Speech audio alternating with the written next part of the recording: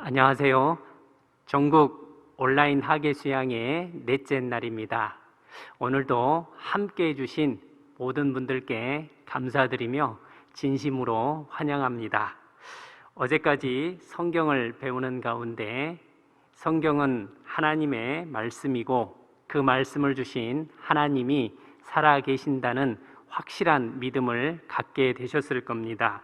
오늘은 그 살아계신 하나님 앞에 내가 왜 구원을 받아야 하는지를 깨닫는 시간입니다. 말씀을 잘 듣는 가운데 모든 분들이 구원의 필요성을 깨닫고 구원받기에 합당한 마음으로 준비되기를 바랍니다. 오늘도 열린 마음으로 말씀을 잘 들어주시길 바랍니다. 말씀을 듣는데 방해되지 않도록 핸드폰 전원을 꺼주시기 바랍니다. 그럼 전국 온라인 학예 수양의 네 번째 말씀을 대전교회 담임으로 심우하시는 소관섭 목사님께서 전해주시겠습니다. 말씀 전에 찬양대 특송이 있겠습니다.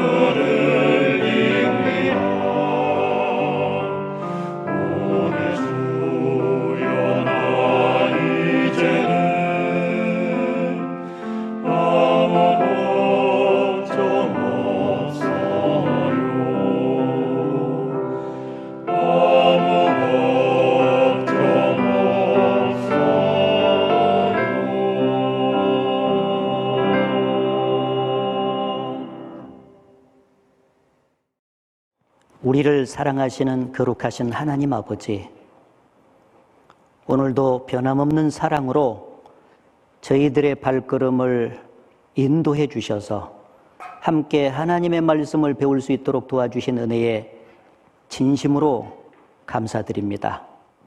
말씀을 듣는 각 사람의 영혼을 성령께서 사로잡아 주시고 그 마음의 문을 열어주셔서 전해지는 하나님의 말씀을 올바로 깨달을 수 있도록 인도하여 주시옵소서. 오늘 전해지는 하나님의 말씀이 한마디도 땅에 떨어지지 아니하고 각 사람의 심령 속에 깊이 심기워지도록 인도해 주옵소서. 참으로 살아계신 하나님 앞에서 자신이 왜 구원을 받지 않으면 안 되는지를 깨닫게 해 주옵소서. 죽음 건너편의 영원한 심판과 지옥 형벌을 받을 수밖에 없는 죄인이라는 사실을 오늘 깊이 깨닫고 그 가운데서 회개하는 심령이 되도록 인도해 주옵소서. 그리하여 내일 복음의 말씀을 듣는 가운데 모두가 구원받고 영원한 천국에 들어갈 수 있도록 인도하여 주시옵소서.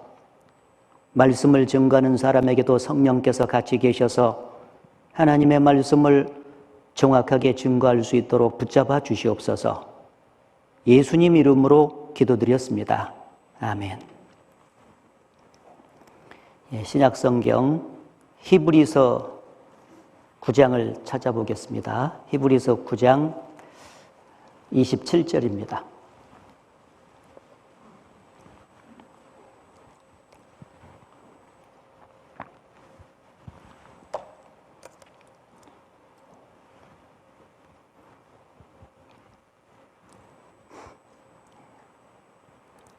화면에도 말씀 요절은 항상 같이 띄우도록 하겠습니다. 첫 말씀이니까 같이 한번 읽어보겠습니다. 한 번 죽는 것은 사람에게 정하신 것이요 그 후에는 심판이 있으리니.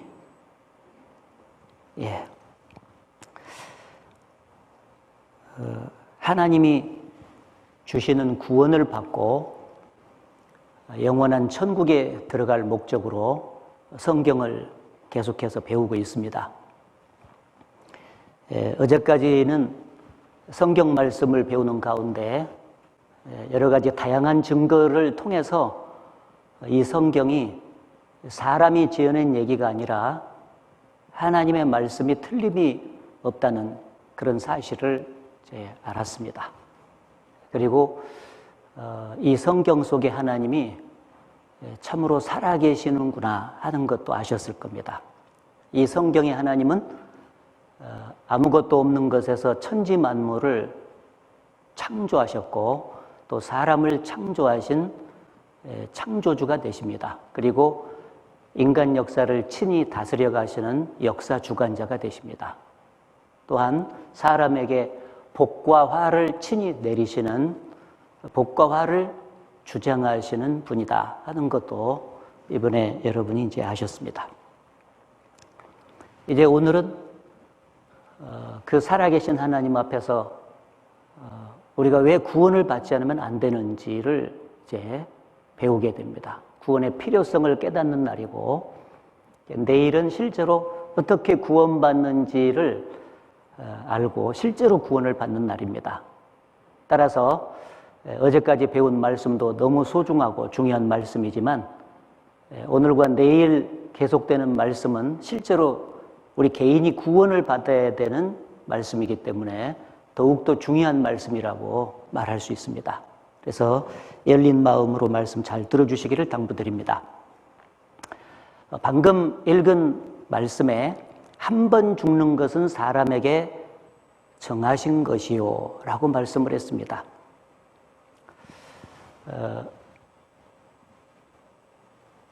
사람이 죽는다는 것을 모르는 사람은 없죠. 또한 자신이 언젠가 죽는다는 사실도 다 알고 있습니다. 그러나 많은 사람들이 죽음을 생각할 때 두 가지 잘못 알고 있는 큰 오해가 있습니다. 그 하나는 자기의 죽음이 멀리 있다고 생각하는 거예요. 나는 죽기는 죽되 아직 죽으려면 멀었어. 죽음이 가까이 있다는 것을 잘 받아들이지 않는 거죠. 그러므로 말미암아서 죽음에 대한 준비를 하지 않습니다.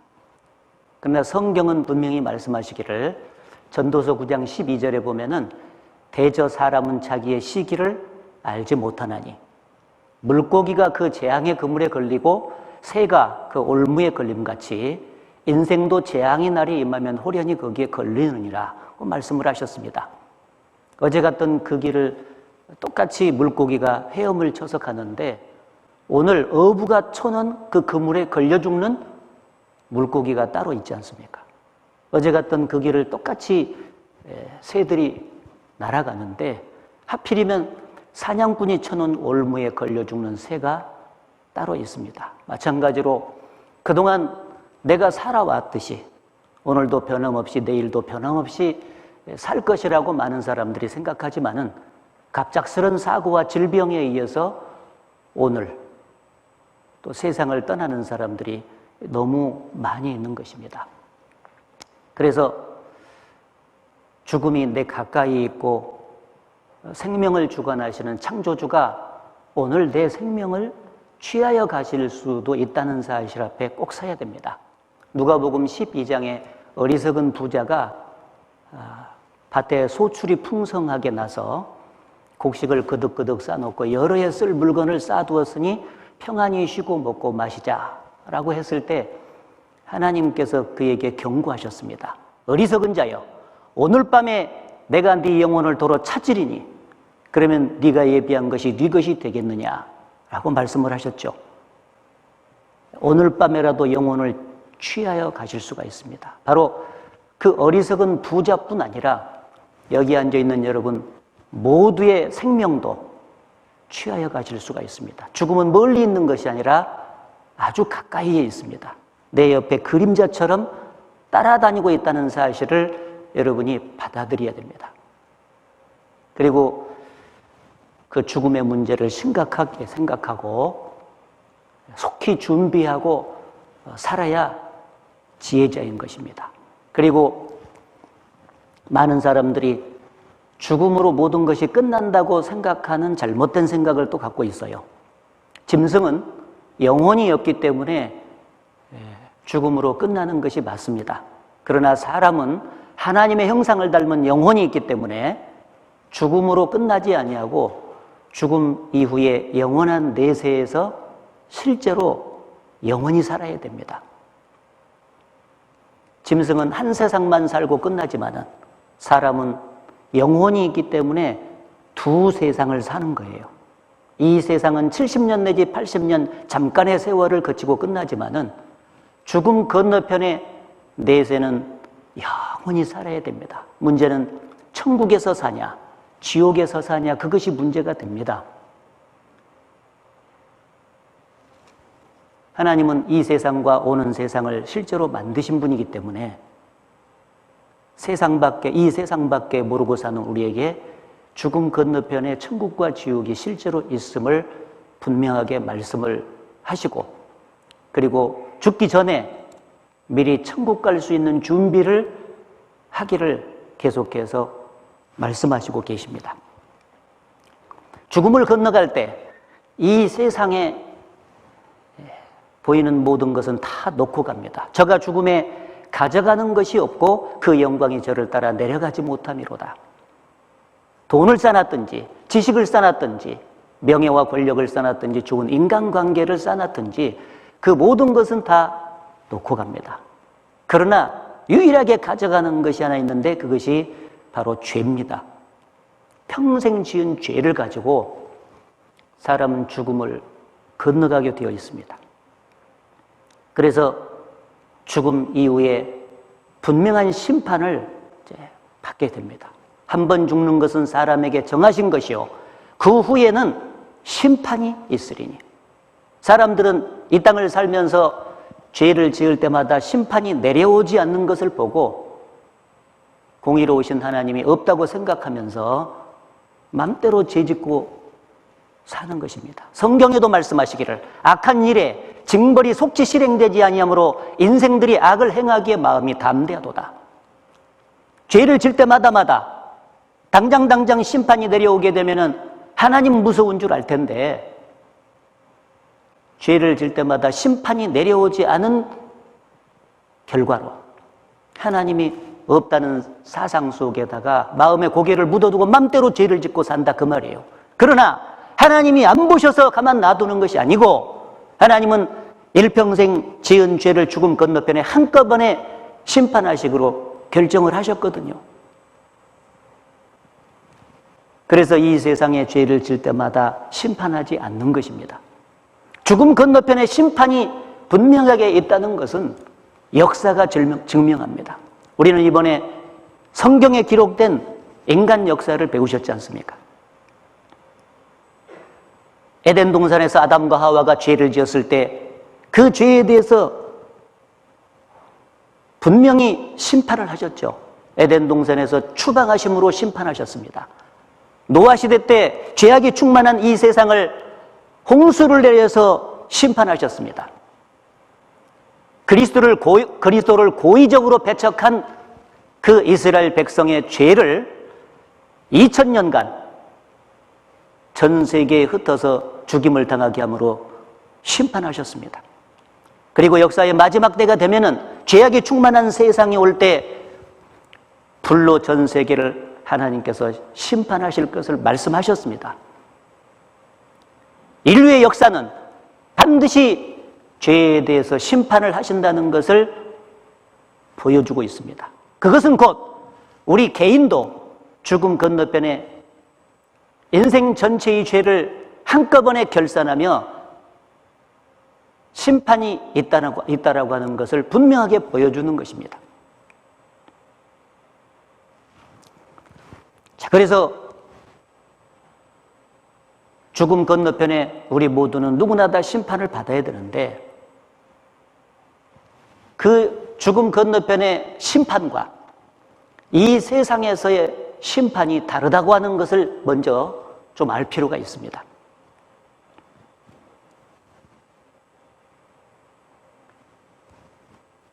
이 세상에도 심판이 있지 않습니까?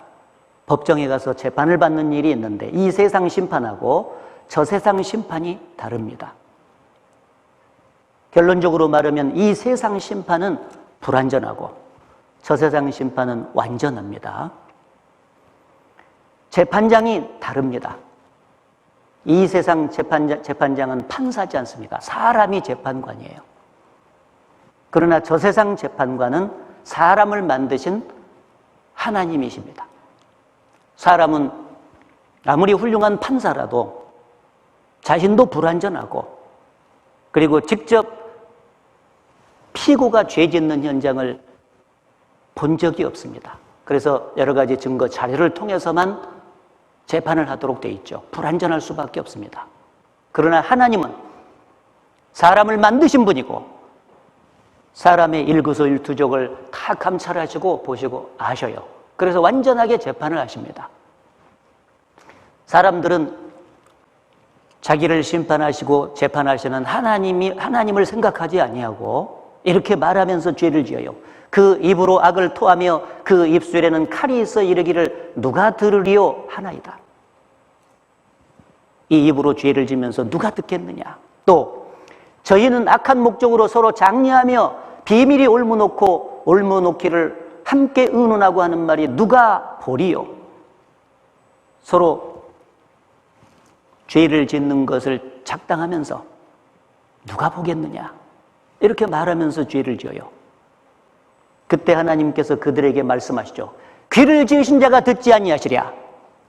눈을 만드신 자가 보지 아니하시랴. 그렇죠. 하나님께서 귀를 만드셨는데 그 귀를 만드신 자가 듣지 않겠느냐. 그리고 눈을 만드셨는데 그 눈을 만드신 자가 보지 않겠느냐. 하나님은 모든 사람의 행동을 다 보시고 그리고 그들의 말도 들으시고 그리고 재판을 하세요. 완전하십니다. 시편 139편에 말씀하시기를 여호와여 주께서 나를 감찰하시고 아셨나이다. 주께서 나를 감찰하시고 아셨나이다. 여기 앉아있는 우리 모두를 하나님께서 이미 감찰하시고 다 아시는 거예요. 그러니까 완전한 재판을 하실 수가 있죠. 주께서 나의 앉고 일어섬을 아시며 어디서 앉았다가 일어섰고 아십니다. 그리고 멀리서도 나의 생각을 통촉하시며 이 세상 재판관인 판사는 사람의 생각과 사람의 마음까지 들여다볼 수는 없습니다. 그래서 세상 판사는 마음과 생각으로 짓는 죄에 대해서 재판할 수는 없는 것입니다. 그러나 하나님은 눈에 보이지 않는 인간의 마음과 생각까지 다 통촉하시고 다 보셔요. 재판하시죠. 나의 길과 눕는 것을 감찰하시며 내가 어느 길을 갖고 어디서 잤는지, 누구와 잤는지, 정상적으로 집에서 잤는지, 모텔에서 잤는지, 아니면 물레방앗간에서 잤는지 다 아십니다. 나의 모든 행위를 익히 아시오니 여호와여 내 혀의 말을 알지 못하시는 것이 하나도 없으시니이다. 나의 생각도, 나의 모든 행위도, 나의 혀의 말도 다 아시는 거예요. 그러니까 완전하게 재판하시는 거예요. 우리는 죽음을 건너가면 이 완전하신 재판장 앞에 서는 것입니다. 세상 판사 앞에서 재판받는 게 아니에요. 그리고 심판의 근거는 이 세상에서는 사람이 만든 세상 법에 의해서 재판합니다. 헌법, 상법, 민법 등등 법이 많잖아요. 그러나 저 세상에서는 하나님의 법에 따라서 재판합니다. 하나님의 법이 뭐냐? 바로 성경입니다. 성경을 하나님의 법이라고 말해요.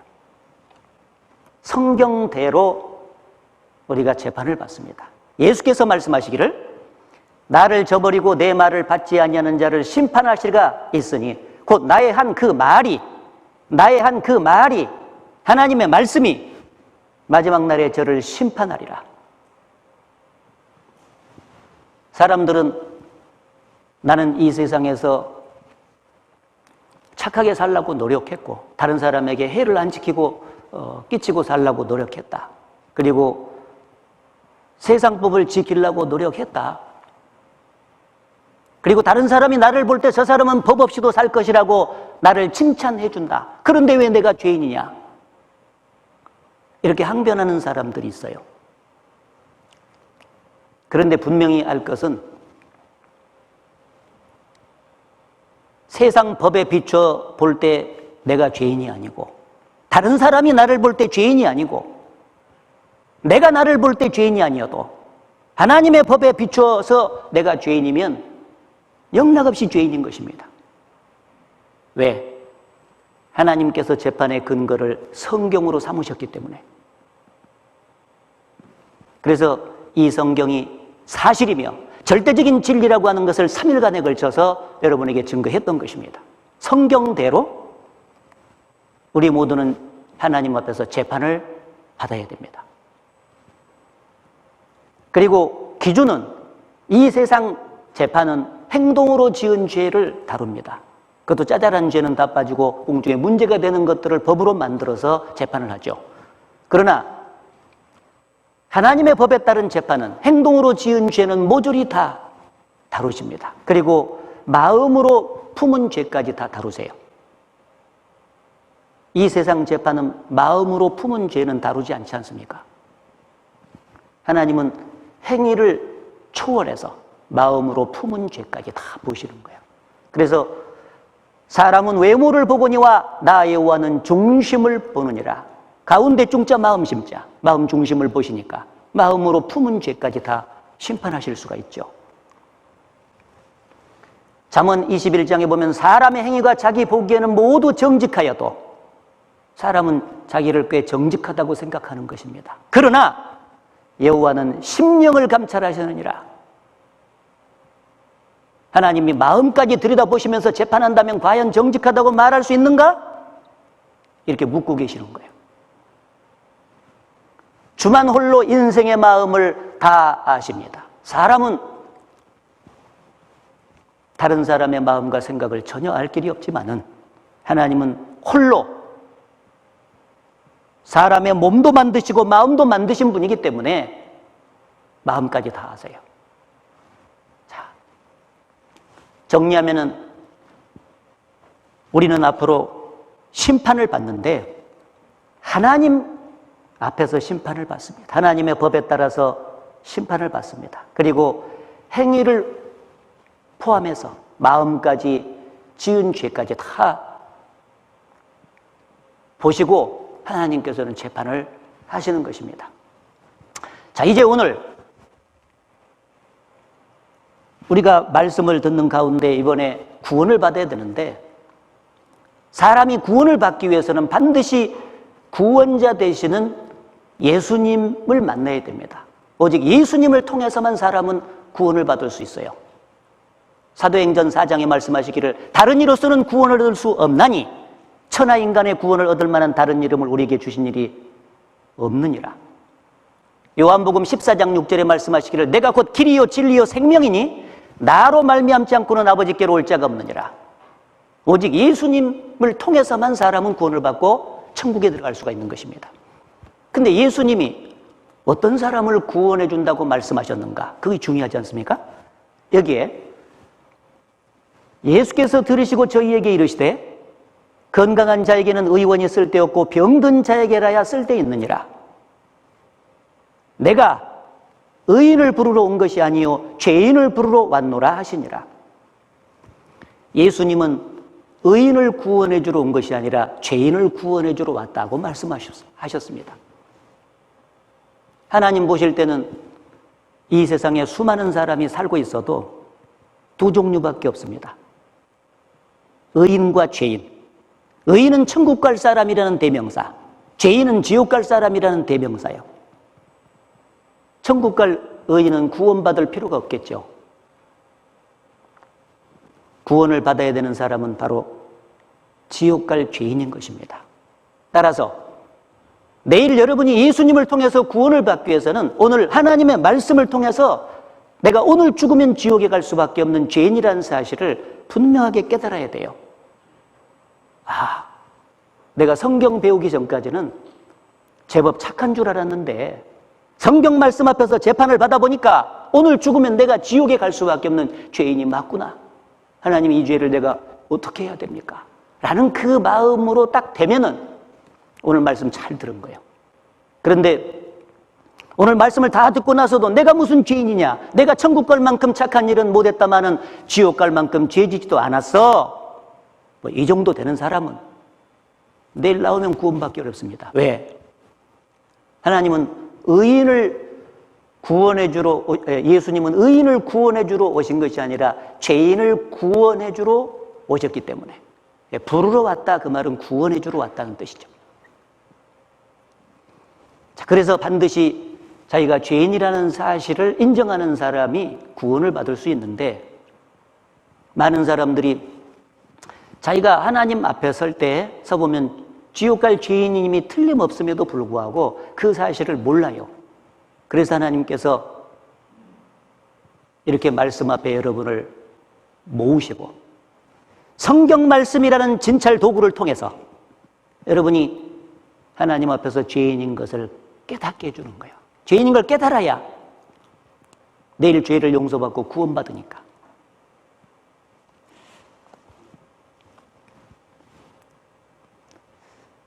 자, 우리가 왜 구원을 받아야 되는가? 결론적으로는 죄를 진 결과 죽음 이후에 지옥에 실제로 들어가니까, 그러니까 구원을 받아야 돼요. 그 지옥에서 구원을 받고 건짐을 받아야 천국에 가거든요. 여기 로마서 3장 23절에 보니까 모든 사람이 죄를 범하였음에 하나님의 영광에 이르지 못하더니 하나님의 영광이 거하는 곳이 천국입니다. 죄를 범한 모든 사람은 하나님의 영광이 거하는 천국에 못 간다라고 말씀을 하셨습니다. 그러면 죄를 범한 모든 사람은 어디 간다는 뜻입니까? 그 반대편에 지옥에 가는 것입니다. 그러니까 구원을 받아야 돼요. 예전에 우리 교회 말고 다른 교회 집사님이 오셔서 상담을 한 적이 있는데, 그 상담을 쭉 진행하는 과정 속에 제가 그 집사님한테 다짜고짜 물었습니다. 집사님, 천국 갈 자신 있습니까? 집사님 말이, 아이고 부족해서요, 제가 어떻게 천국 간다고 말할 수 있습니까? 그러더라고요. 그래서 제가 그랬죠. 그러면 지옥 가시겠네요. 그랬더니 설마 지옥일랑 갈랍디요? 그러더라고요. 참 이상하지 않습니까? 부족해서 천국에 갈 자신이 없으면은 분명히 그 반대편은 지옥밖에 없으니까 지옥 가시겠네요. 그러면 예, 목사님, 저 지옥 갑니다. 어떻게 하면 그 가운데서 구원을 받을 수 있습니까? 좀 가르쳐 주세요. 해야 구원을 받을 것 아니에요. 근데 천국도 부족해서 못 간다는 양반이 지옥도 안 간대요. 설마 지옥일랑 갈랍디요. 부족하지만은 그동안에 얼마간 교회 생활도 했고 그 신앙 생활을 했기 때문에 천국 갈 자신은 없지만은 하나님께서 봐주지 않으실까 하고 어정쩡하니 그렇게 교회를 다니고 있는 거죠. 그런 사람들이 너무 많은 거예요. 천국과 지옥 사이에 중간 단계가 없습니다. 누가복음 16장에 보게 되면은 부자와 거지 나사로에 대한 얘기를 예수께서 해주셨어요. 실제 당시 살았던 사람이에요. 두 사람이 죽었는데 부자는 구원을 못 받고 죽었고 거지 나사로는 구원을 받고 죽었어요. 거지 나사로는 천국으로 들어갔고 이 부자는 구원을 받지 못한 결과 음부에 떨어져서 불 가운데서 고통이 시작됐죠. 하늘을 쳐다보니까 자기 집 문 앞에 있었던 나사로가 거가 있잖아요. 하나님, 더 나사로를 보내가지고 물을 찍어서 이 혀를 서늘하게 해주소서. 지옥은 실제로 불 가운데서 고통받는 장소이거든요. 그때 하나님께서 뭐라고 말씀하셨습니까? 거절하셨어요. 예, 너는 살았을 때 네 좋은 것을 받았고 나사로는 고난을 받았으니 이것을 기억하라. 저는 여기서 위로를 받고 너는 거기서 고민을 받느니라. 당하느니라. 천국은 영원히 위로받는 장소고 지옥은 영원히 고통받는 장소예요. 실제 있는 겁니다. 그리고 말씀하시기를 너희와 우리 사이에 큰 구렁이 끼어 있어. 여기서 건너가고자 할 수 없고 거기서 건너올 수도 없게 하였느니라. 천국과 지옥 사이에 중간 단계가 없는 것입니다. 그러니까 분명히 자기가 천국 갈 자신이 없으면 구원을 못 받은 거예요. 그러면 죽음 건너편에 실제로 지옥을 가는 것입니다. 그걸 인정해야만 해요. 근데 많은 사람들이 교회를 다니면서 한 번도 자기가 지은 죄로 인해서 지옥에 실제로 들어간다는 것을 참으로 인정해 보지 않고 다닌 사람들이 많아요. 어정쩡하게. 그 사람들은 교회당에서 늙어 죽어도 구원 못 받는다는 사실을 알아야 됩니다.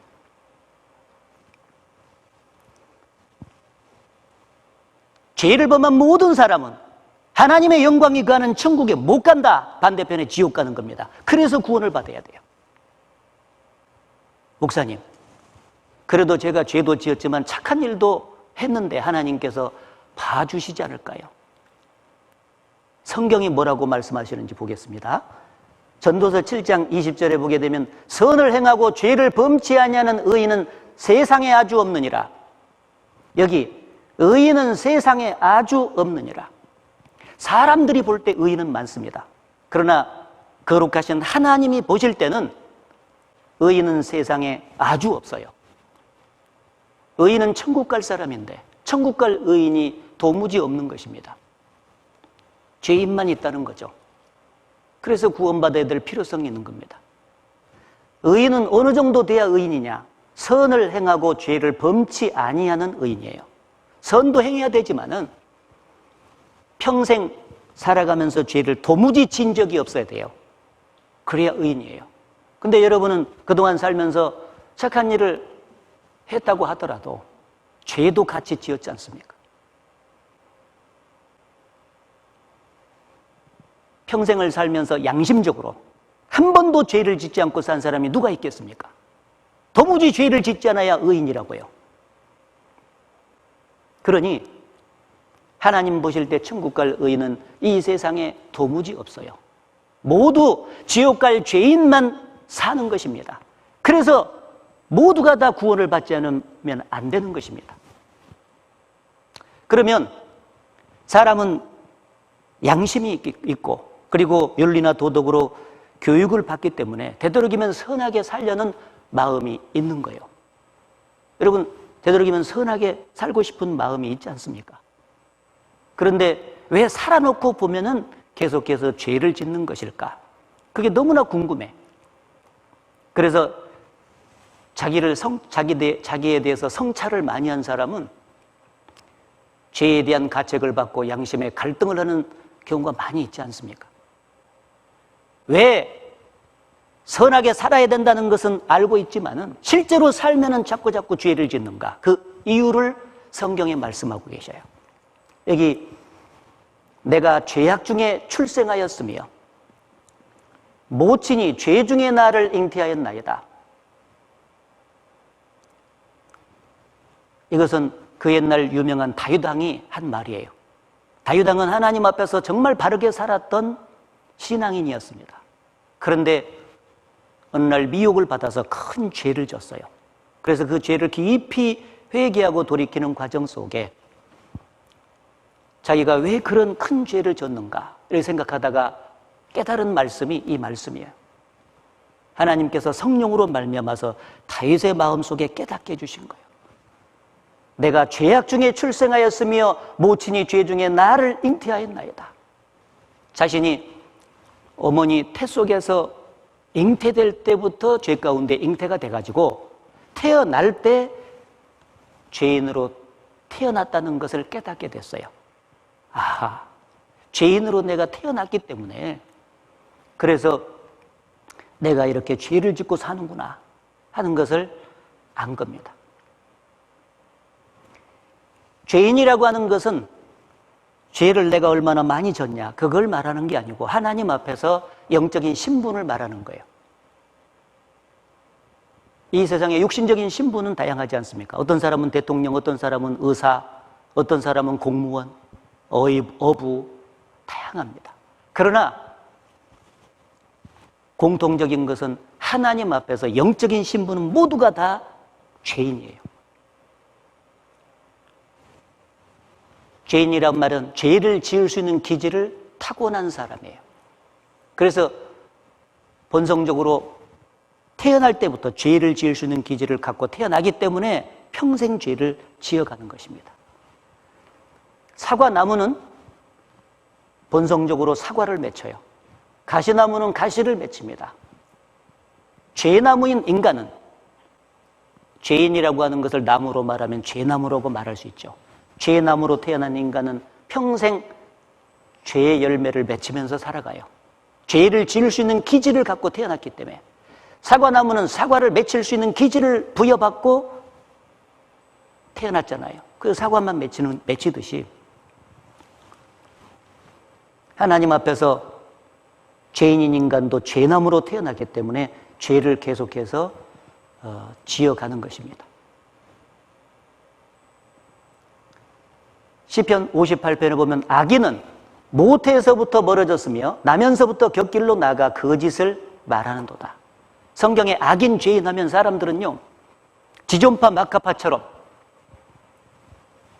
큰 죄를 지어서 감옥에 간 사람들만을 생각해요. 그런데 성경적인 죄인은 아담의 후손으로 태어난 모든 사람을 통칭해서 악인, 죄인 그렇게 말씀합니다. 바로 여기 앉아있는 여러분이죠. 모태에서부터 멀어졌으며 나면서부터 곁길로 나가 거짓을 말한다. 사람은 태어나면서부터 하나님을 떠났습니다. 하나님을 등지고 살아가요. 그래서 하나님의 말씀이라는 정로를 따라서 의의 길을 가기보다도 항상 곁길로 가서 하나님의 말씀을 불순종하는 죄의 길을 가요. 그러니까 그 결국이 영원한 지옥인 것입니다. 그래서 반드시 사람은 구원을 받지 않으면 안 되는 것입니다. 날 때부터 죄인으로 태어난다 이렇게 얘기하면요 그거 얼른 이해 못하시는 분들이 꽤 많아요. 왜냐하면 갓 태어난 어린 아이를 보면은 살결이 뽀얀하고 천사같이 생겼잖아요. 그걸 보면은 세상에 저 속에 무슨 죄가 들어있다고 날 때부터 죄인이라고 말씀하실까? 아니야. 사람은 태어날 때 선하게 태어나는데 살아가다 보니까 환경에 오염이 돼가지고 죄를 짓는 걸 거야. 그렇게 생각하는 사람들이 많아요. 그런데 사실 그 살결이 뽀얀하고 천사같이 생긴 어린아이 속에 그 아이가 평생 지을 죄가 듬뿍 들어있다는 거 아세요?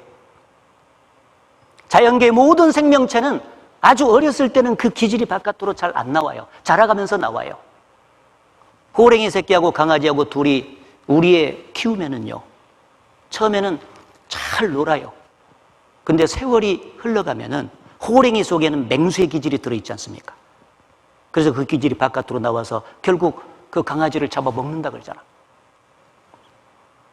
마찬가지로 사람은 갓 태어날 때 천사처럼 생겼지만은, 죄 없는 사람처럼 생겼지만은 그 속에 평생 지을 죄가 듬뿍 들어있어요.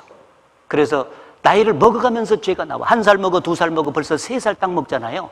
그러면 시기하고 미워하고 질투하고 욕심부리고 거짓말하고 눈치 살살 보고 자기가 죄인인 것을 유감없이 드러내는 것입니다. 그러면 그 부모가 그 자식에게 죄 지으라고 교육한 일이 있느냐? 교육하는, 자기 자식이 죄 지으라고 교육하는 그 부모가 어디가 있겠습니까?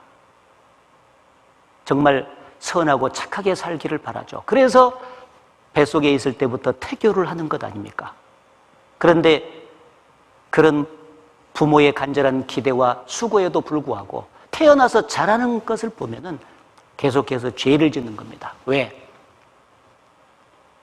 죄인으로 태어났기 때문에. 자, 그래서 여러분이 어린 시절을 잊어먹었을 것 같아서 보여드리는 겁니다. 여러분의 어린 시절이 이와 같았어요. 자라가면서 죄가 나오지 않습니까? 이 모습을 보고 이 입을 보세요. 벌써 시기 질투가 나오고 있지 않습니까? 가르쳐 준 것 아니에요. 타고났어요. 동생을 발로 밟고 귀를 잡아 당기고, 그렇지 않습니까? 눈 보세요. 정상이 아니잖아요? 너무 어린데. 입을 보십시오. 욕을 하고 있잖아요, 벌써. 부모가 욕하라고 가르쳐 준 적이 없어요. 배운 것이 없어요. 죄 지을 수 있는 기질을 타고났다는 것을 알 수 있죠. 욕심은 뭐 한정이 없죠. 그리고 부모가 동생에게 그 마음이 집중되고 그러면 사랑을 빼앗겼다고, 내 인생 절단났다고 해가지고 부모가 몰래 보는, 부모 없는 상태에서 이렇게 그려놓고 막 이렇게 때려버리지 않습니까?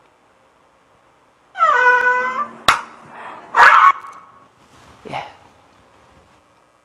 이게 누구의 모습이냐? 바로 여기 앉아있는 여러분의 어린 시절의 모습이었습니다. 그래서 태어날 때부터 죄인으로 태어나가지고 계속해서 지금까지 죄를 지어 오신 겁니다. 그러면 죄라고 하는 것이 이 세상에 언제부터 세상에 들어왔고 죄를 진 사람의 결국은 어떻게 되는가? 그게 한마디로 말씀이 기록됐는데, 이러므로 한 사람으로 말미암아 죄가 세상에 들어오고 죄로 말미암아 사망이 왔나니 이와 같이 모든 사람이 죄를 지었으므로 사망이 모든 사람에게 이르렀느니라. 여기 한 사람으로 말미암아 죄가 들어왔다. 그래서 그 결과 모든 사람이 죄를 지었다.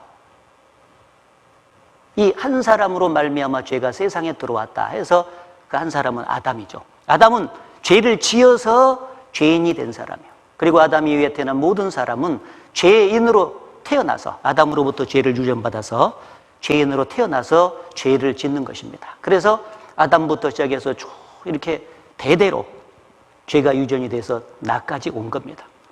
그래서 아담 이후의 모든 인류는 아담으로부터 죄를 유전받아서 죄인으로 태어나가지고 계속해서 실제로 죄를 지어요. 그리고 죄로 말미암아 사망이 왔다.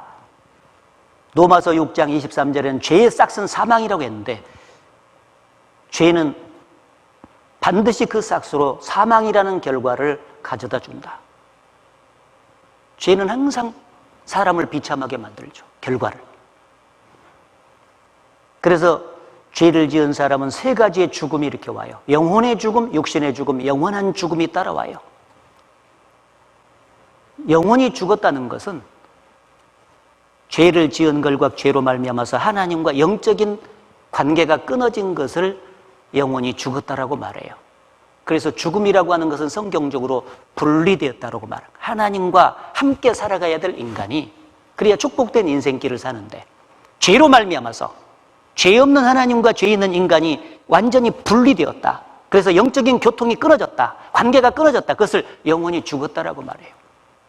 그래서 이번에 죄 문제를 해결하고 구원받으면 영원히 살아나고 하나님과 올바른 관계를 맺고 축복된 인생길을 살 수가 있는 것입니다. 그리고 죄를 지은 모든 사람은 육신도 죽습니다. 육신이 죽는 것은 영혼과 육체가 분리되는 것을 육신이 죽었다라고 말하지 않습니까? 죄 때문에 우리 육체도 죽어요. 그러나 구원을 받게 되면은 육체가 죽어도 다시 삽니다. 그리고 영원한 죽음이 찾아와요. 죄를 지은 사람은 몸과 영혼이 영원히 지옥에 떨어져서 하나님과 영원히 분리가 되는 거예요. 그것을 영원한 죽음이라 그래요. 이번에 구원을 받으면은 그 영원한 죽음의 운명에서 영원한 생명으로 옮기게 돼요. 하나님과 함께 천국에서 영원히 행복하게 살게 되는 것입니다. 자, 그래서 무엇보다도 무서운 것은 죄죠. 사람들은 코로나 바이러스를 무서워하고 암을 무서워하지 않습니까? 근데 코로나 바이러스라든지 암이라든지 이런 것들은 육체의 생명만 갉아먹다가 심해지면 육체만 죽일 수 있어요. 그러나 죄 바이러스는 영혼을 죽이고 그것도 부족해서 죽음 건너편에 영원한 지옥에까지 끌고 가는 거예요. 얼마나 죄가 무섭습니까? 근데 많은 사람들이 코로나 바이러스 때문에 그것을 감염이 안 되기 위해서 얼마나 심각하게 생각하고 그리고 그 코로나 바이러스에 안 걸리려고 노력을 합니까? 하지 않습니까? 지금 벌써 이렇게 마스크를 쓰고 거리 두기를 하고 그리고 손도 계속해서 씻고 너무너무 불편한 점이 많습니다. 그런데 그 코로나 바이러스를 벌써 안 걸리기 위해서 그 바이러스를 없애기 위해서 많이 노력을 합니다. 근데 우리가 꼭 알아야 될 것은 그것보다 더 무서운 것이 죄 바이러스라고 하는 거예요.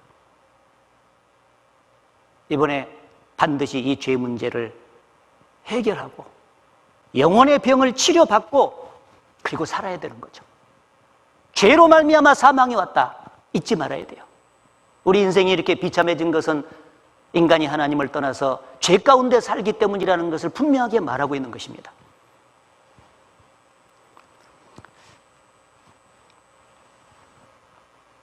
우리가 죄인으로 태어났다 해서 내가 죄인이라는 사실을 아주 오늘 확실하게 아는 것이 중요한데 죄인에 대해서 사람들이 오해를 하는 경향이 있어요. 그래서 몇 가지 정리하겠습니다. 첫째는 사람들은 죄를 많이 지어야 죄인이고 조금 지면은 죄인이 아니라는 생각을 갖고 있어요. 그러나 성경을 통해서 보면 많이 지나 조금 지나 죄인인 거예요. 자, 여기 제가 이해를 돕기 위해서 사과나무를 그려보겠습니다. 사과나무 이렇게 세 그루가 있어요. 이렇게. 첫 번째 사과나무는 사과 10개, 두 번째는 100개, 세 번째는 사과가 1000개가 맺혔습니다. 여러분에게 여쭤보겠습니다. 이 세 나무 중에서 어떤 나무가 사과나무입니까? 다 사과나무지 않습니까?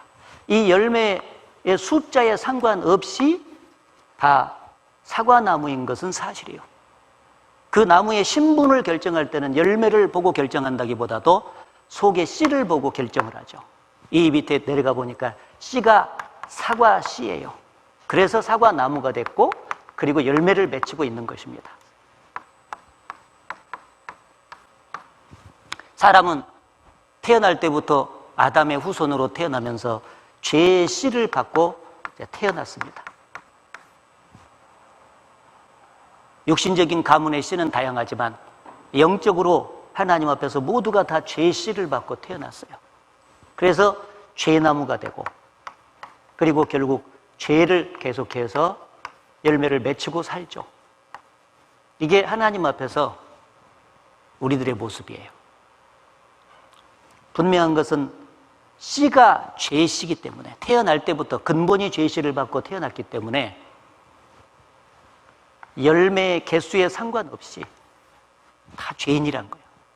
이 사과나무가 열매를 많이 맺었든지 조금 맺었든지 상관없이 다 사과나무인 것처럼. 물론 지옥에 가면 죄의 형량은 다르겠죠. 그러나 죄인이라는 사실 자체는 변함이 없어요. 어떤 사람들은 큰 죄를 지어야 죄인이고 작은 죄를 지으면 죄인이 아니라고 생각하는 거죠. 그러나 성경을 보면 작은 죄를 지어도 죄인입니다. 여기 보면은 옛사람에게 말한 바 살인치 말라, 누구든지 살인하면 심판을 받게 되리라 하였다는 것을 너희가 들었으나, 맞습니다. 살인하면 실제 심판을 받는 게 맞죠. 그런데 예수님은 나는 너희에게 이르노니 형제에게 노하는 자마다 심판을 받게 되고 형제를 대하여 라가라는 자는 공회에 잡히게 되고 미련한 놈이라는 자는 지옥불에 들어가게 되리라. 화를 그동안 살면서 한 번만 내고, 라가는 히브리의 욕설입니다. 욕을 한 번만 한 적이 있고, 그리고 미련한 놈이라고 인격적으로 모독하는 말을 한 번만 한 적이 있다. 그러면은 지옥불에 들어가게 된다. 성경은 사실이기 때문에 예수께서 지옥불을 말씀하셨으면 실제로 있는 것입니다. 사람들은 화 한 번 내고 욕 한 번 하고 인격적으로 모독하는 말을 하는 것은 이 세상에 살면서 그냥 보편적으로 누구나 다 할 수 있는 죄죠. 그렇기 때문에 그 작은 죄는 하나님도 눈 감아 주실 것이라고 생각해요. 그러나 하나님은 절대 눈 감아 주지 않으시죠. 화를 내고 욕을 하고 그리고 인격적으로 모독하는 말을 하는 그 작은 죄도 반드시 하나님은 심판하시는 것입니다. 따라서 큰 죄만 지어서 죄인이 되는 것이 아니고 작은 죄를 지어도 죄인인 것입니다. 사람들은 행동으로 죄를 지어야 죄인이라고 생각해요. 그러나 마음으로 품고 있는 것도 죄요. 여기 보면은 또 간음치 말라 했다는 것을 너희가 들었으나 나는 너희에게 이르노니 여자를 보고 음욕을 품는 자마다 마음에 이미 간음하였느니라. 실제로 이 몸을 가지고 간음죄를 진 사람은 간음죄 진 거 맞고 그 죄를 짓지 않았다 할지라도 마음으로 이성을 향해서 음욕을 품는 자마다 이미 간음하였느니라.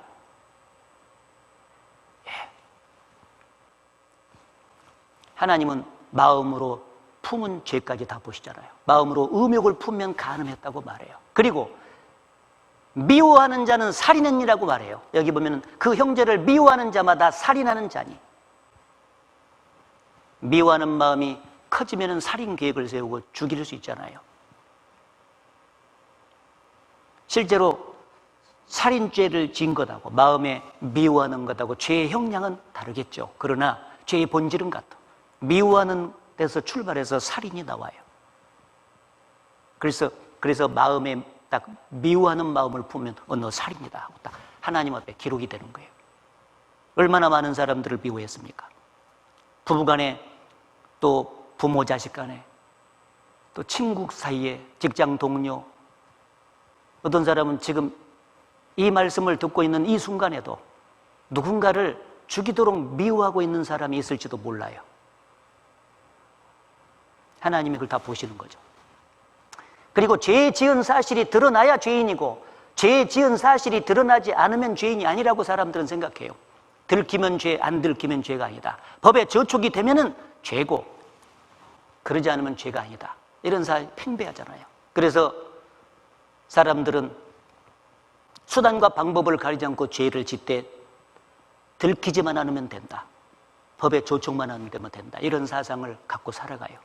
그래서 높은 님들이 청문회에 나와가지고 당신 이런 죄를 졌지 않습니까? 눈 굽어굽어다가 생각나지 않는데 그래 보잖아요. 왜? 법망만 피해가면 죄가 아니라고 생각하니까.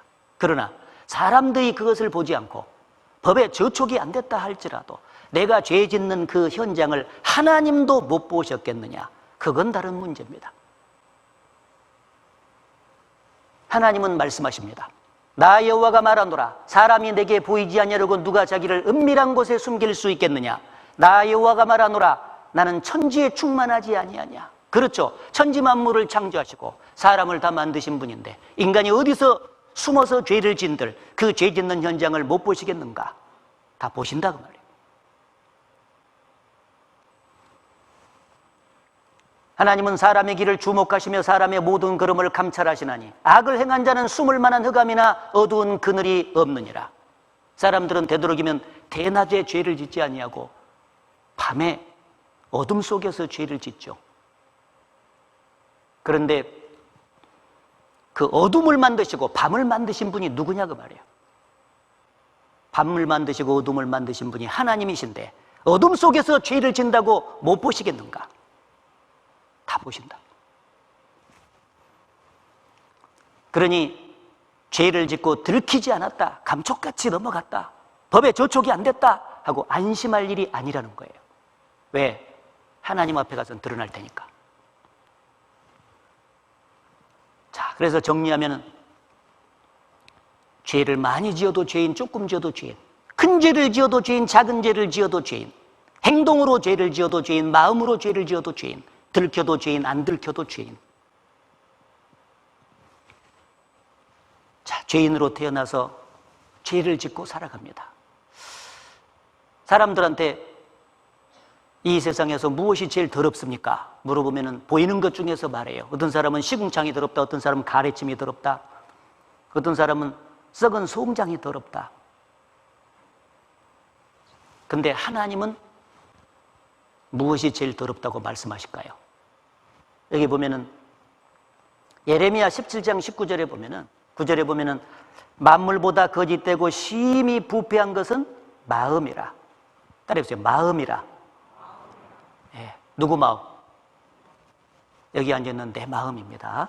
누가 능히 이를 알리오마는 나 여호와는 심장을 살피며 폐부를 시험하고 각각 그 행위와 그 행실대로 부응하나니. 이 세상의 모든 만물 중에서 가장 거짓되고 심히 부패한 것은, 심히 부패했던 것은 썩어버린 것, 그것은 사람의 마음인 겁니다.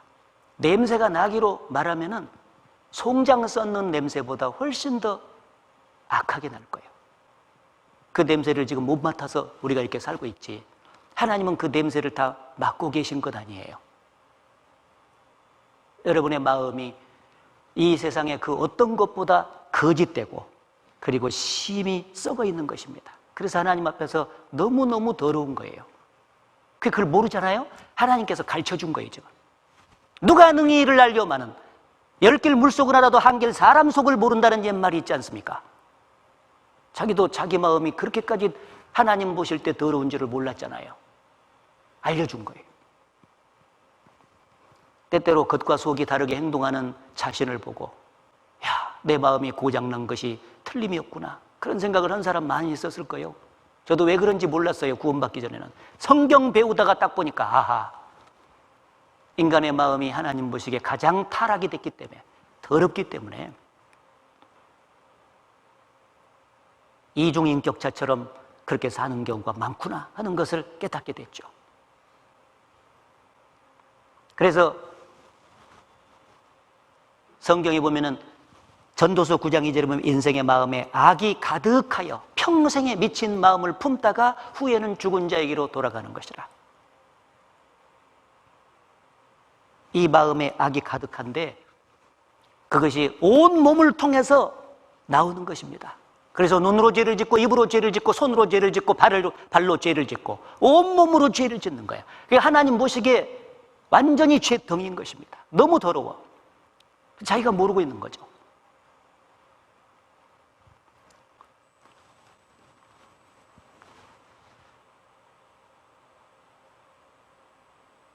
그래서 하나님이 보실 때 이렇게 더러운 마음을 갖고 인간이 사는데, 옛날 예수님 앞에 바리새인과 서기관들, 종교가들은 그 사실을 몰랐어요. 그래서 겉으로 율법을 지키고 안식일을 지키고 기도하고 금식하고 11조 바치고 그런 종교 생활을 하다 보니까 자기가 꽤나 착한 줄 알았어요. 그래서 그 위선적으로 살아가는 종교가들을 향해서 예수께서 그 죄를 지적하셨어요.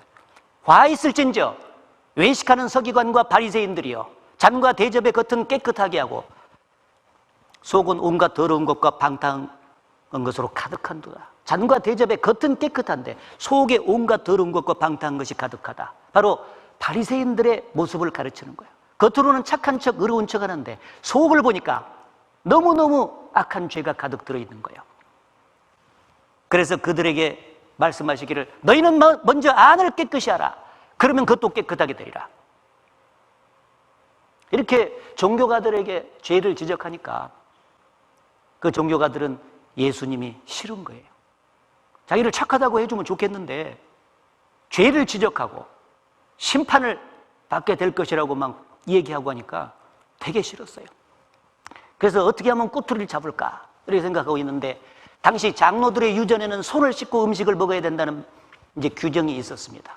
그런데 예수님의 제자들이 급했던지 어쨌든지 모르지만 손을 씻지 않고 음식을 먹은 적이 있었어요. 그것을 종교가들이 문제를 삼았어요. 그 모습을 보고 예수께서 그들을 향해서 말씀하셨습니다. 야, 무엇이든지 이 입을 통해서 속으로 들어가는 것은 사람을 더럽게 할 수가 없다. 이는 배에 들어가 뒤로 나감이니라. 그렇죠. 배가 고프면 시궁창에 호떡이 떨어져 있어도 사람은 그것을 먹지 않습니까? 더러운 호떡을 먹어요. 근다고 해서 그것으로 해서 사람이 더러워지냐? 아니라는 거예요. 그럼 배에 들어가서 소화돼서 뒤로 나가버리면 그만이다. 그것은 진정한 의미에서 사람을 더럽게 할 수 없다. 그럼 뭐가 사람을 더럽겠냐? 이는 속에서 나오는 그것이 사람을 더럽게 하느니라. 그래서 타락한 인간의 마음에서 나오는 죄가 무엇인지 그들에게 쫙 말씀을 해주셨습니다. 바리새인들은 너무너무 부끄러웠을 거라고 생각해요. 자, 우리도 예수께서 우리의 마음 속에서 무슨 죄가 나오는지를 알려주셨기 때문에 그걸 볼 필요가 있습니다. 죄인으로 태어났다는 것은 알았지만은 내가 정말 죄인인 것을 실감나게 알려면 내 속에 무슨 죄가 있고 내가 구체적으로 무슨 죄를 짓고 살았는지를 이제 알아봐야 될 것 아니겠어요? 그래서 알려주시는 거예요. 여기 마가복음 7장에 보시게 되면은 속에서 곧 사람의 마음에서 나오는 것은 악한 생각, 곧 음란과 도적질과 살인과 간음과 탐욕과 악독과 속임과 음탕과 흘기는 눈과 회방과 교만과 광팬이 이 모든 악한 것이 다 속에서 나와서 사람을 더럽게 하느니라. 여러분의 마음 속에서 나오는 죄의 모습을 쭉 말씀을 하셨습니다. 어느 부분적인 특정한 사람에게만 이런 죄가 있는 게 아니라 모든 사람의 여러분 속에 다 있는 거예요. 그래서 저는 이 죄에 대해서 잠깐씩 설명을 하겠는데 여러분은 쭉 그런 죄가 내 속에 있는지 또 그런 죄를 지었는지를 깊이 하나님 앞에 생각해 봐야 돼요. 그래서 그런 죄를 지은 것이 확실하면 하나님 제가 그런 죄를 진 죄인이 맞습니다. 성경에 정직한 자에게 하나님의 은혜가 있느니라. 모름지기 살아계신 하나님 앞에 구원을 받기 위해서 나가는 사람은 정직해야 된다. 정직하게 생각을 해보십시오. 여기 음란과 도적질과 살인과 음란과 사람들이 제일 많이 짓는 죄입니다. 태어나서부터 죽을 때까지 이 음란죄가 인간에게 사무쳐 있습니다. 어릴 때는 이 음란한 마음이 잘 안 나타나죠. 시간이 흘러가면서 나이를 먹으면 나타납니다. 옛말에 남녀 7세 부동석이라는 말이 있는데 벌써 7살 정도 먹으면은 이성에 대한 감각이 올라옵니다. 그리고 사춘기에 접어들면 이성에 대한 그리움이 폭발적으로 올라오기 때문에 24시간, 하루 24시간 온종일 성에 대해서 생각하는 그 시기예요. 성에 대해서 생각한다는 것은 음란한 마음이 계속 속에 움직이고 있다는 거죠. 그리고 젊은 시절을 거쳐서 늙어 죽을 때까지 이 음란한 기질이 계속 속에 있어가지고 음란한 마음이 나와요, 바깥으로.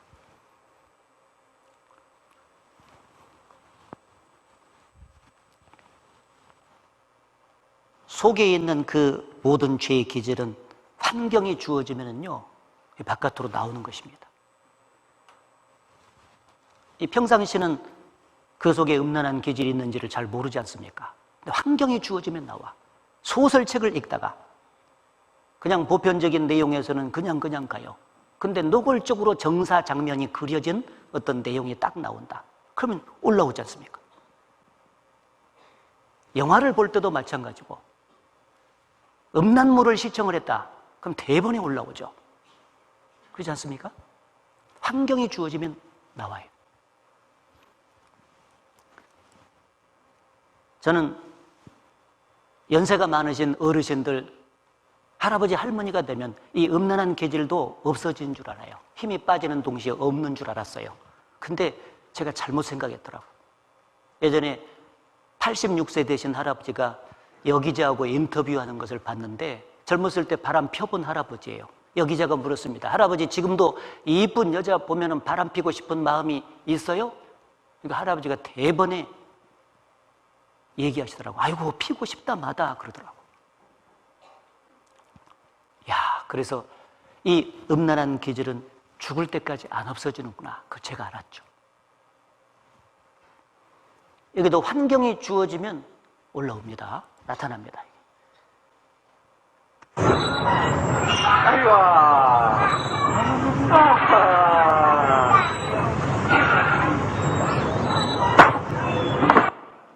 choreographed and occasionally painful screw-ups.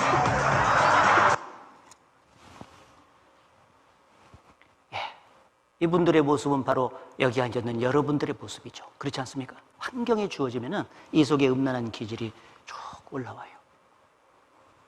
도적질과 남의 물건을 허락 없이 가져온 모든 것이 도적질이지 않습니까? 이 도적질에 대해서 하나님이 심판하시죠. 이스라엘 백성이 가나안 땅을 정복하는 과정에서 여리고성 전투에서 너희가 여리고성을 정복하고 노획물을 습득을 하게 되면은 그 모든 것을 하나님께 바치라고 명령을 내렸습니다. 그래서 다른 사람 다 바치는데 아간이라는 사람이 금과 은과 외투가 탐이 나가지고 그것을 몰래 훔쳐서 도적질을 해가지고 자기 천막 밑에다가 땅을 파고 숨겼어요. 다른 사람은 다 알 수가 없죠. 그러나 하나님과 자기 양심은 알아요. 양심이 두근거리면서 말했겠죠. 이놈아, 그거 도적질이다, 빨리 갖다 놔라 그랬겠죠. 그러나 그걸 무시해버린 거예요. 너무 갖고 싶어가지고. 이튿날 여리고성보다 훨씬 더 약한 아이성하고 전투가 시작됐는데 너무 약하니까 금방 이길 줄 알았는데 반대로 36명의 전사자를 냈고 패해서 돌아왔잖아요. 여호수아 대장과 이스라엘 백성들이 죄를 무릅쓰면서 하나님께 회개하면서 말이죠, 물었습니다. 어째서 우리가 졌냐고. 그때 하나님께서 너희 중에 바친 물건이 있다, 도적질한 사람이 있다는 거예요. 그 잡아내라. 너희가 그 사람을 잡아내서 제거하기 전에는 결단코 대적을 당치 못할 것이다. 누가 도적질했는지 알 수가 없지 않습니까? 그래서 이스라엘 12지파가 했는데 쭉 세우고 대표를 앞에 세워가지고 제비를 딱 뽑으니까 그 아간이 속해 있는 그 지파가 딱 걸릴 거예요.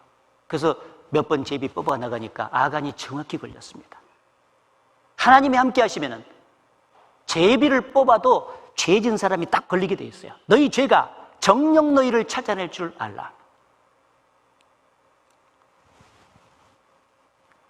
아간을 향한 하나님의 진노가 폭발이 됐습니다. 그래서 아골 골짜기에 끄집어내서 아간과 그의 가족을 돌로 쳐 죽이고 그가 가지고 있던 소유물을 완전히 불태웠잖아요. 도적질, 심판이 있다는 것을 보여줍니다.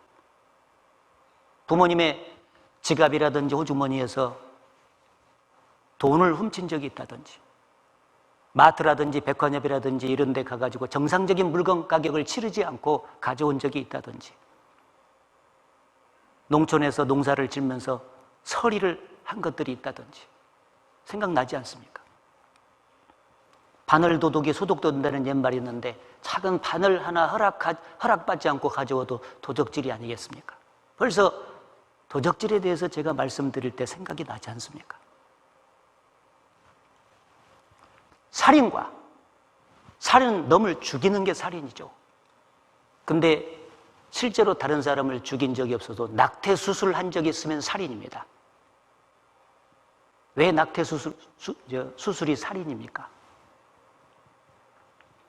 사람은 엄마와 아빠가 서로 사랑한 이후에 아빠 속에서 5억 마리의 정자가 나와요.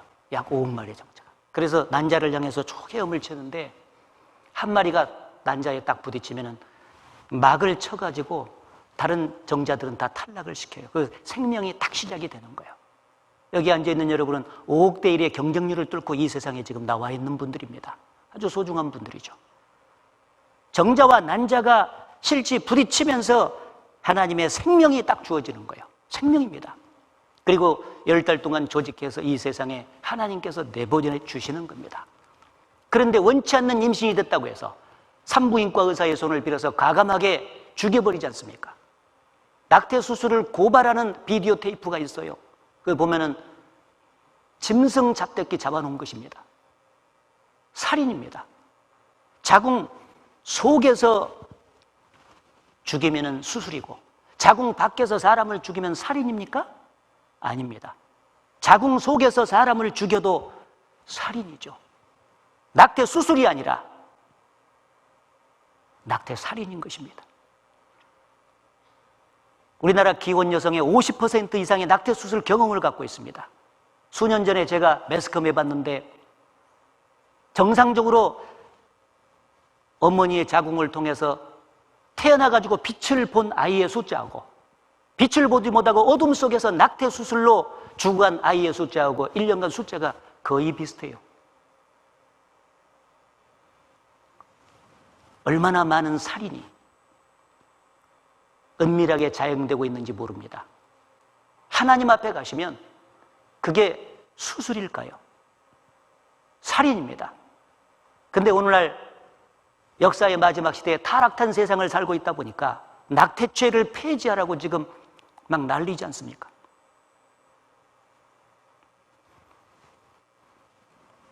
낙태 수술한 적 있다. 낙태 살인인 것입니다. 죽였습니다. 하나님 앞에 가서 심판을 받아야죠. 그리고 그 형제를 미워하는 것도 살인이라고 말했죠. 간음, 성생활이라고 하는 것은 정상적으로 결혼한 사람들, 결혼이라는 울타리 대해서 부부간에만 성생활을 할 수가 있는 것입니다. 성경적으로 말하면 부부에게 주신 성생활은 하나님의 선물이에요. 그러나 가정이라는 울타리를 벗어난 부부간을 초월해서 말이죠, 모든 비정상적인 성적인 접촉이 있잖아요. 결혼을 하지 않았는데 남녀가 성행위를 했습니다. 음행입니다. 결혼을 했는데 외도를 했습니다. 간음입니다. 히브리서 13장에 말씀하시기를 혼인을 귀히 여기고 침소를 더럽히지 마라. 침소를 더럽히지 마라. 하나님이 간음하는 자들과 음행하는 자들을 심판하시리라. 명백히 음행죄, 간음죄는 심판이 경고되어 있습니다. 잠언 6장에 보면 무릇 그를 만지기만 해도 죄 없게 되지 아니하리라. 음심을 가지고 이성을 만지기만 해도 간음죄로 선포되어 있습니다. 여러분이 클럽에 가가지고 알지 못하는 이성을 음심을 가지고 붙잡았습니다. 간음죄입니다.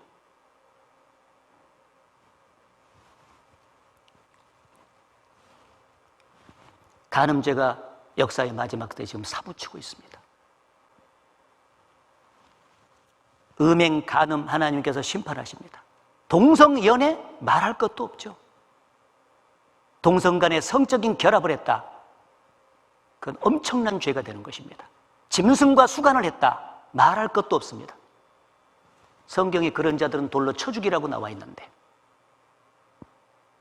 요즘에 이미 간통죄가 폐지됐지 않습니까? 타락한 세상을 우리가 살고 있는 것이 틀림이 없습니다. 소돔과 고모라를 하나님께서 유황불로 멸망을 시켰는데 그 자리가 지금 사해바다 옆에 있잖아요. 사실입니다. 왜 하나님께서 소돔과 고모라 백성들을 하늘에서 직접 유황불을 내려서 멸망시켰을까요? 그 죄가 무엇이었습니까? 바로 성적인 타락이 만연했고 동성연애, 동성결혼이 만연했던 것입니다. 역사의 마지막 불심판을 앞두고 있는 지금 우리 시대에 지금 성적인 타락이 말도 못합니다. 하나님이 반드시 심판하십니다. 음란과 도적질과 살인과 간음과 탐욕은 이 세상을 향한 과도한 욕심, 악독과 겉으로는 얌전하게 생겨 다 보이죠. 근데 건들면 이 속에 있는 악독이 나오도록 돼 있잖아요. 옆에 개를 갖다가 발로 살살 가서 차봐요. 건드려봐요. 왱왱 건다고. 계속 차면은 막 그 속에 있는 악이 받쳐서 개도 달라들잖아요. 사람이 마치 그 모양이에요. 겉모습이 순전하게 생겼다고 순하다고 믿을 것이 없습니다. 못 돼요. 건들면 나옵니다. 이 사람 속에 실제로 독이 있습니다.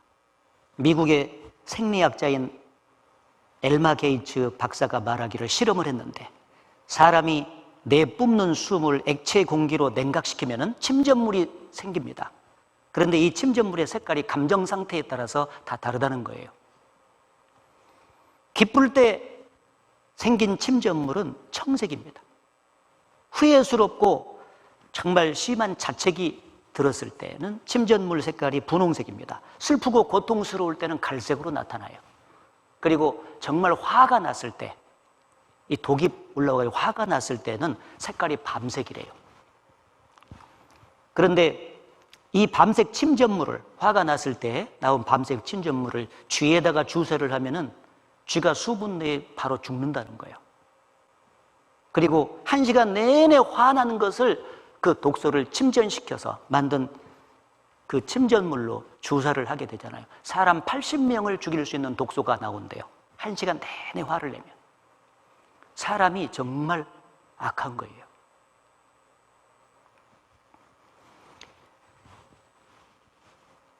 그래서 환경이 주어지면 이 화가 나면서 말이죠. 욕이 나오고 서로 싸우고 막 그러지 않습니까? 그래서 죄를 짓는 거예요.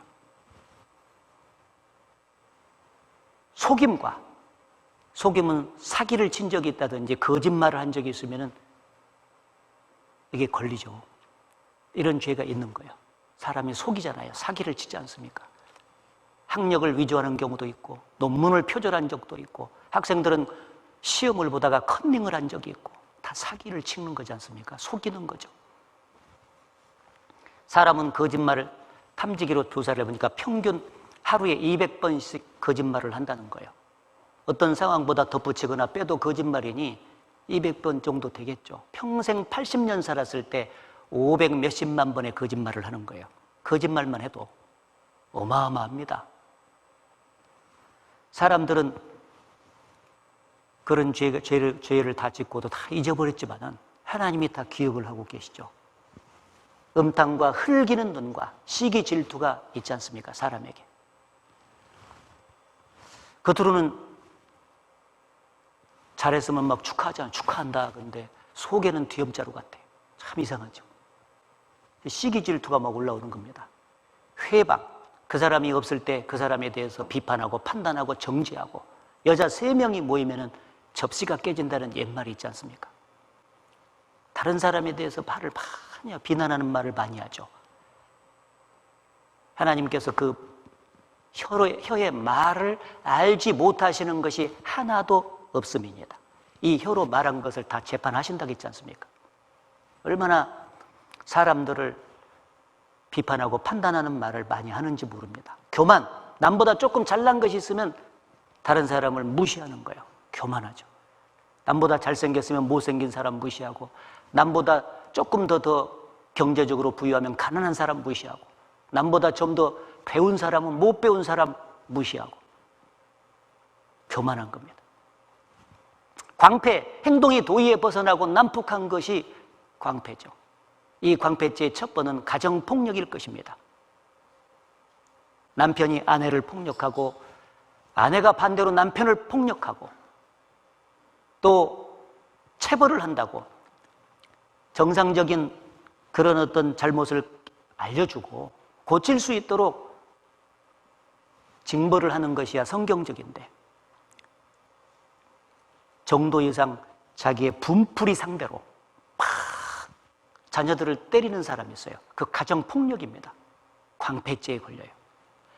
술이 취해가지고 고래고래 소리 지면서 동네방네 떠들어가게 주사하는 사람이 있죠. 집에 오면은 술을 퍼마셨으면 잠이라도 빨리 자면 오직 좋겠냐고. 그런데 안 자요. 계속해서 주사를 해. 얼마나 괴롭겠습니까? 성경에 말하기를 술 취하는 자가 하나님의 나라를 유업으로 받지 못할 줄을 알지 못하느냐? 술 취하는 것이 죄가 아니라고요?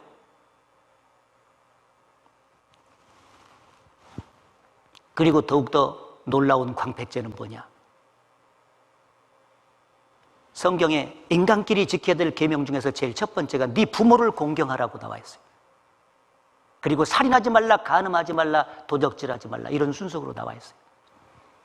부모 공경을 가장 최고의 법으로 말씀하신 것입니다. 그런데 자기에게 낳아주시고 길러주신 그 부모님의 은혜를 가슴에 새기고 평생 은혜에 보답하면서 공경하면서 살아야 될 것 아니냐고.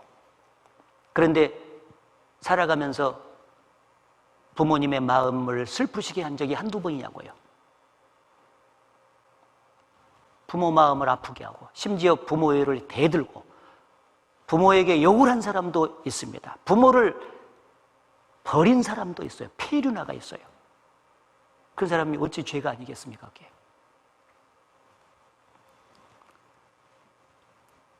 이런 죄가 말이죠, 마음속에 가득 들어있다가 바깥으로 나와요. 이 모든 악한 죄가 다 속에서 나와서 사람을 더럽게 하느니라. 그래서 이 마음속에 지은 죄가 바깥으로 쭉 나와서 로마서 21장에는 무려 21가지 죄가 파생이 된다고 기록이 돼 있어요. 저희가 마음에 그 하나님 두기를 싫어하며 하나님께서 그 상실한 마음대로 내어버려 두사 합당치 못한 일을 하게 하셨으니, 이 합당치 못한 일이 21가지 죄입니다. 저희가 이 같은 죄를 짓는 자는 사형에 해당하다고 하나님의 정하심을 알고도 자기들만 행할 뿐 아니라 또한 그 일을 행하는 자를 옳다 하느니라. 여러분의 마음속에서 출발해서 온몸으로 지은 이 모든 죄는 하나님께서 그 죄를 진 사람은 사형에 해당하다, 사형죄로 딱 재판 선고를 한 거예요. 이 세상의 사형은 몸이 죽는 거죠. 그러나 하나님께서 사형 판결을 내렸다는 것은 몸과 영혼이 동시에 지옥까지 가는 걸 말해요. 무섭습니다. 죄의 결과 사형수의 운명을 여러분이 걷고 있는 거죠. 모르고 있으니까 알려주는 거예요, 지금. 죄 없는 공의로우신 하나님 앞에서 불꽃 같은 눈으로 우리의 마음과 삶을 들여다볼 때 현재 우리 마음과 삶의 현주소가 이와 같다는 거예요. 너무너무 죄가 많다는 겁니다. 사람들은 죄가 너무너무 많기 때문에 본성적으로 이 죄를 사람들 앞에서 포장을 하려고 그래요. 어떤 사람은 사회적인 지위를 가지고 포장을 해요. 가문이라든지 학벌이라든지 직위, 권력, 부 이런 것으로 포장을 하죠.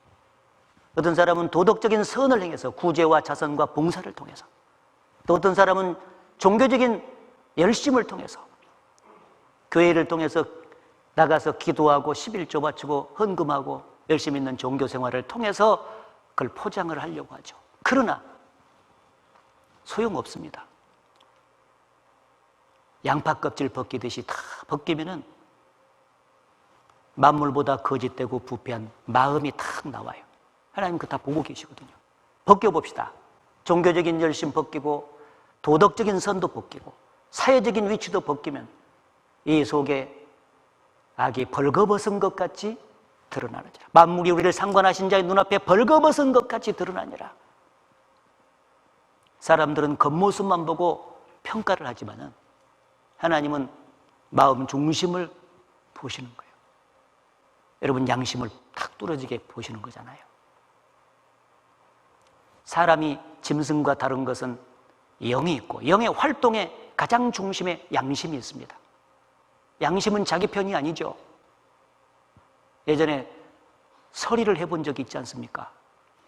원두막에 젖어 있는데 어렸을 때게 말이죠. 밤에 서리를 하려고 쭉 가는데 말이죠. 얼마나 이게 가슴이 두근두근 하는데 막 둥공둥공 하는데 저기 할아버지 귀에 들릴 것 같이 막 그렇게 크게 들려. 좀 뛰 좀 마라. 뛰 좀 마. 내 말 안 들어. 양심은 내 편 아니에요. 양심이 고소를 하잖아 지금. 벌거벗은 것 같이 다 드러나는 겁니다. 사람도 속이 더러우면 다 더럽게 봐요. 지금 겉모습만 보면은요, 물을 마신다면 여러분 종이컵으로 마시고 싶습니까? 사기컵으로 마시고 싶습니까? 예, 사기컵이죠. 이왕이면 다 옹치말하고. 예, 겉모습이 아름다우니까 사기컵으로 마셨으면 좋겠다 하고 딱 보니까, 속을 보니까 이렇게 생겼어. 그러면 사기컵으로 절대 마실 수가 없죠. 사람도 속이 더러우면 다 더럽게 보는 거예요. 하나님은 우리의 마음 속을 들여다보고 계시잖아요. 근데 어떻게 우리를 깨끗하다고 말할 수가 있겠습니까? 속이 더럽기 때문에 결코 겉으로 나오는 행동이 깨끗할 수가 없어요. 누가 깨끗한 것을 더러운 것 가운데서 낼 수 있으리까? 하나도 없나이다. 물 있으면 물 나오고 포도주 있으면 포도주 나와요. 우리 속이 더럽기 때문에 항상 하나님 보실 때 더러운 것이 계속해서 나오는 것입니다. 사람은 내가 죄만 짓냐? 착한 일도 많이 했다, 그렇게 말하겠죠. 그런데 하나님이 보실 때는, 사람 볼 때는 선을 행하는 사람들이 많아요. 그런데 하나님 보실 때는 하나님의 표준에 도달할 만큼 깨끗한 선을 행하는 사람은 없어요. 그래서 하나님 보실 때는 인간이 지은 죄도 더럽지만 인간이 행한 선, 인간이 행한 의도 더러워요.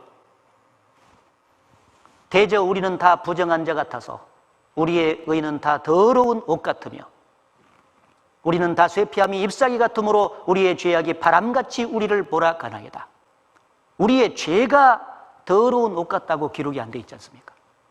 우리의 죄는 물론 더러운 옷 같아요. 그러나 우리의 의도, 하나님 앞에 우리가 행한 선도 하나님 앞에서는 더럽다, 그 말이에요. 하나님의 표준에 도달할 만큼 깨끗한 선이 아니에요. 뭔가 더러운 것이 발려서 나온 선이라고요.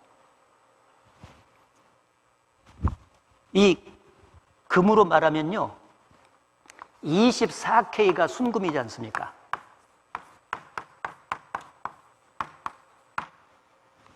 불순물이 하나도 끼어있지 않는 금이에요. 24K. 그게 값어치가 높아요. 그런데 불순물이 끼어있을수록 K수가 낮아져. 18K, 또 뭐 14K, 이렇게 K수가 낮아지잖아요. 인간이 하나님 앞에 행한 선은 24K 순금과 같은 깨끗한 선이 아니다, 그 말이에요. 뭔가 더러운 게 묻어 있어. 그래서 14K 순금과 같은, 그 금과 같은 하나님 보실 때 섞여 있는, 뭔가 하나님 보실 때 동기가 또 잘못돼서 선을 행하는 경우도 있고 말이죠. 더러운 것이 묻어 있는 선이에요. 그래서 인간이 하나님 앞에서 행하는 선을 외선이라고 이렇게 말합니다. 거짓 위자에다가 착할 선자, 거짓이 달려있는 선입니다. 부모에게 효도를 한다고 소문이 난 효부가 있는데, 그날도 밥상을 잘 차려가지고 부모님께 드리면서 노래까지 불러드렸어. 오래오래 사세요, 편히 한번 모시리다.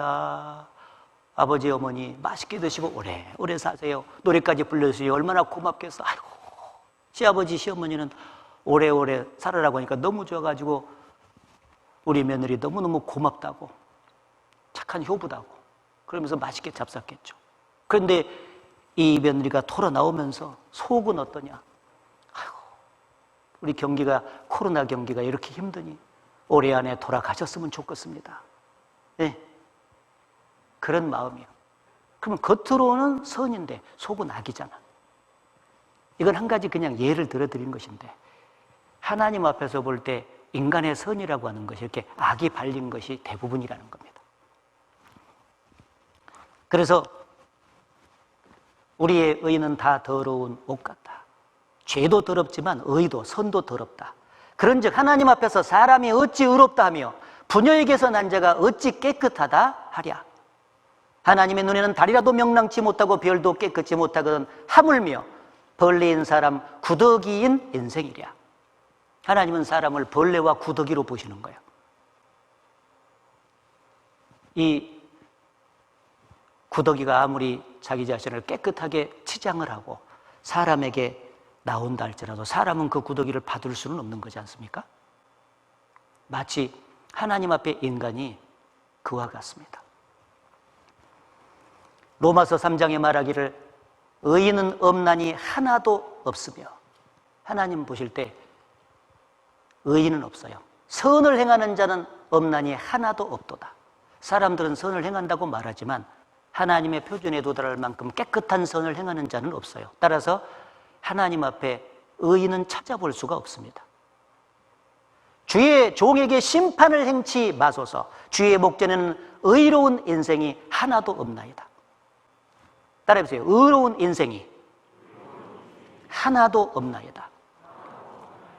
예, 모든 사람이 죄인으로 태어나서 죄를 지었고, 그리고 자기가 행한 선도 하나님 앞에는 진정한 의미의 선이 되지 못해요. 의로운 인생이 하나도 없나이다. 자, 이렇게 성경 말씀을 통해서 하나님의 법 가운데서 재판을 쭉 오늘 미리 받아봤는데, 아마 양심적으로 바르게 들은 분들은 야, 정말 내가 정말 죄를 많이 진 죄인이 맞구나 하고 인정을 하셨을 겁니다. 그런데 어떤 분들은 아직도 내가 무슨 죄가 있어, 나 죄 없어, 그런 분들이 있을 수 있어요. 그런 분들에게 하나님께서 말씀하십니다. 그러나 너는 말하기를 나는 무지하니 내가 죄가 없으니 그 진노가 참으로 내게서 떠났다 하거니와 보라, 네 말이 나는 죄를 범치 아니하였다 함을 인하여 내가 너를 심판하리라. 그래? 네가 죄 범치 않았다, 난 죄 없다 하는 그 말 때문에도 내가 너를 심판하마 말씀하셨어요. 경고하시는 겁니다. 정상적으로 말씀을 들으신 분들은 그 죄짐으로 인해서 마음에 평안함이 없다는 것을 알고 그 죄가 너무 많다는 걸 알죠. 그래서 나의 죄로 인하여 내 뼈에 평안함이 없나이다. 인생은 죄로 인해서 평안함이 없어요. 죄짐으로. 눈에 보이지 않지만 죄가 살아온 세월만큼 짐이 돼가지고 양심을 누르고 있거든요. 그러니까 편할 날이 없어요. 내 죄악이 내 머리에 넘쳐서 무거운 짐 같으니 감당할 수 없나이다. 그림을 그리면 이와 같습니다. 어렸을 때는 죄짐이 작죠. 근데 세월이 흘러가면서 죄를 너무너무 많이 지어요. 노인이 되면은 죄의 무게가 너무 많죠. 죄짐이 큽니다. 그래서 인생길을, 죄를 지고 살아가는 인생길을 그림으로 그린다면 벼랑 위에서 죄짐을 지고 가는 것과 똑같아요. 위태위태해. 언제 죽을 줄 모르니까 그 죄짐을 지고서 고난의 인생길을 가고 있잖아요. 이 죄짐을 벗고 죽느냐 못 벗고 죽느냐, 그것에 따라서 천국과 지옥이 결정됩니다. 이 죄를 완전하게 다 벗고 죄를 용서받고 구원을 받고 죽은 사람은 이렇게 편안하게 죽어요. 천사가 와서 초행길이니까 인도를 해갑니다. 육체는 이렇게 죽어 있지만은 영혼이 빠져나가잖아요. 이 영혼을 모시고 하나님 앞으로 인도합니다. 너무 편안하게 죽지 않습니까? 그리고 실제 천국에 가서 그 영화로운 천성에서 하나님과 함께 영원히 행복하게 삽니다.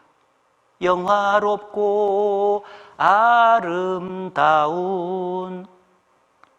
우리 본향 천국에서 주와 같이 영원히 살겠네. 진짜 아름다운 천국이 있어요. 예수께서 말씀하시기를 너희는 마음에 근심하지 말라. 하나님을 믿으니 또 나를 믿으라. 내 아버지 집에 거할 곳이 많도다. 내가 너희를 위해서 처소를 예비하러 가노니 가서 다 처소를 예비하면 다시 내게로 너희에게 와서 너희를 나 있는 곳에 영접하겠다.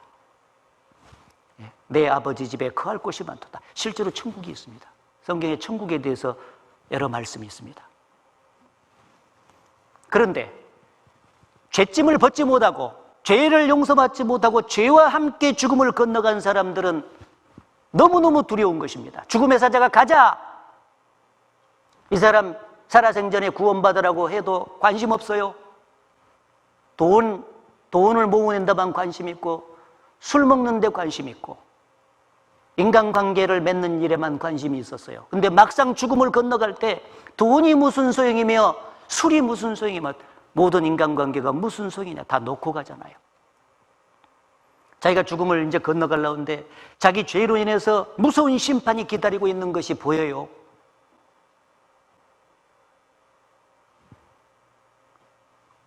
이제 심판받는 일밖에 없어요.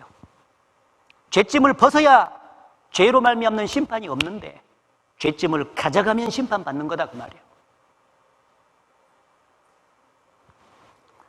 그 심판대 앞에 우리는 가보지를 않았잖아요. 그래서 성경 요한계시록 제일 마지막 책을 기록한 사도 요한에게는 환상을 통해서 미리 심판받는 모습을 보여주시고 그걸 기록하셨습니다. 따라서 우리는 가보지 않아도 성경을 통해서 내가 이렇게 심판받는구나 하는 것을 알 수가 있어요. 심판대는 혼자 섭니다. 백보자 심판대에 서는데 내가 크고 흰 보좌와 그 위에 앉으신 자를 보니 땅과 하늘이 그 앞에서 피하여 간 데 없더라. 땅과 하늘이 없는 거 보니까 지금 저 세상으로 갔어요. 내가 보니 분명히 본 것을 적었습니다. 죽은 자들이 물온대수하고 그 보좌 앞에 섰는데 죽음으로 끝난 게 아니에요. 예외 없이 모든 사람이 그 백보자 심판대 앞에 섰는데 여러분도 서야 됩니다. 책들이 펴있고 또 다른 책이 펴졌으니 곧 생명책이라. 죽은 자들이 자기 행위를 따라 책들에 기록된 대로 심판을 받으니 바다가 그 가운데서 죽은 자들을 내어주고 또 사망과 음부도 그 가운데서 죽은 자들을 내어주매 각 사람이 자기의 행위대로 심판을 받고 사망과 음부도 불못에 던지우니 이것은 둘째 사망 곧 불못이라. 누구든지 생명책에 기록되지 못한 자는 불못에 던지우더라. 하나님의 심판대 앞에 딱 가니까 책이 두 종류가 펴져 있는 거예요. 하나는 생명책이 펴져 있습니다. 거듭난 그리스도인들의 이름이 기록된 책이에요. 천국 가는 사람의 이름. 여러분이 이번에 구원받으면 생명책에 기록이 됩니다. 여러분이 다니는 교인 명부에 100번 올라 있어도 구원받은 적이 없으면 생명책에는 기록이 안 돼 있어요. 그 생명책에 기록되지 않은 사람들은 옆에 성경이 심판의 근거잖아요. 성경책에 딱 올라있고 그 밑에 죄 목록이 평생 지은 죄 목록이 올라와요. 그래서 각 사람이 자기의 행위대로 심판을 받고 자기 행위대로 정확하게 심판을 받습니다. 그 심판을 받고 죽음 건너편에 지옥으로 떨어져야 되기 때문에 죽지 않는 몸으로 부활이 돼요. 그래서 음부에 있는 영혼을 끄집어내고 그동안 이 사람의 육체는 흙으로 돌아갔을 것 아니겠어요? 육체까지 다시 살려서 재결합시킵니다. 천국에 가는 사람도 영혼과 육체를 재결합시켜서 안 죽는 몸, 영원히 사는 몸으로 살려서 데려가잖아요. 그 영생을 하는 거예요. 지옥에 가는 사람도 안 죽는 몸으로 영원히 사는 몸으로 살려요. 영원히 사는 몸으로. 그래서 고통을 받아요. 영원히. 어떤 사람은 지옥 간다면 죽어버리지 뭐. 죽어요? 잠깐 고통받고 죽어버리면 무엇이 걱정이겠습니까? 지옥은 영혼과 육체가 재결합돼서 영원히 죽지 않는 몸으로 가는 거예요. 지옥은 죽는 곳이 아니라 형벌받는 곳이라는 걸 알아야 됩니다. 영원히 형벌을 받아요. 그 심판대 앞에서 그동안 내가 지었던 모든 죄가 다 드러날 거예요. 숨은 것이 장차 드러나지 않을 것이 없고 감추인 것이 장차 나타나지 않을 것이 없느니라. 혼자만 알고 지었던 죄, 둘이만 알고 지었던 죄, 감쪽같이 지었던 모든 죄가 다 드러나요. 그래서 자기 입으로 자기 죄를 하나님 앞에서 직고한다고 기록이 돼 있어요. 성경 시편 50편은 내가 네 죄를 네 목전에 차례로 베풀리라 하시는도다. 언제 하나님께서 나의 죄 짓는 사생활을 몰래카메라로 찍었는지 알 수는 없지만은 나의 죄 짓는 모든 그 사생활을 그대로 보여주는 거예요. 죄를 인정하도록, 죄 없다 못하도록 입 딱 닫게 만들어가지고 자기가 죄인인 걸 인정하도록 해주는 거죠. 얼마나 두렵겠습니까? 이 세상에서도 CCTV에 죄 짓는 모습이 다 들어가 있잖아요. 나중에 그걸 드러내면 꼼짝 못하게 잡히지 않습니까? 인간이 만든 CCTV도 완벽하게 드러내는데 하나님은 얼마나 완벽하게 우리의 죄된 사생활을 보여주시겠습니까? 첫날 죽었다 깨어난 사람들의 증언 속에 두 가지의 증언이 있었잖아요. 하나는 영혼이 육체 밖을 빠져나가는 경험, 생생하게 했다. 두 번째, 한순간 평생 지었던 죄가 쫙 드러났다. 공통점이죠. 이 심판대 앞에서 하나님께서 보여주시는 거예요. 그래서 평생 지은 죄로 인해서 그 엄청난 죄를 지었다는 사실을 인정하게 하고 그리고 지옥으로 쳐넣는 것입니다. 여기 보면 누구든지 생명책에 기록되지 못한 자는 불못에 던지우더라. 마지막 코스가 지옥이에요. 예수님께서 지옥에 대해서 여러 군데 말씀을 하셨습니다. 왜 하나님이 성경 속에다가 천국보다 지옥에 대해서 많이 말씀하셨을까요? 경고해 주시니라고. 미리미리 그 경고를 받고 지옥에서 심판받고 지옥 갈 것을 피해서 구원받고 천국 가라고 성경 곳곳에 경고하셨어요. 만일 네 손이 너를 범죄케 하거든 찍어버리라. 불구자로 영생에 들어가는 것이 두 손을 가지고 지옥 꺼지지 않는 불에 들어가는 것보다 나으니라. 여기 지옥 꺼지지 않는 불. 만일 네 발이 너를 범죄케 하거든 찍어버리라. 쩔뚝발이로 영생에 들어가는 것이 두 발을 가지고 지옥에 던지는 것보다 나으니라. 여기도 지옥이 기록됐죠.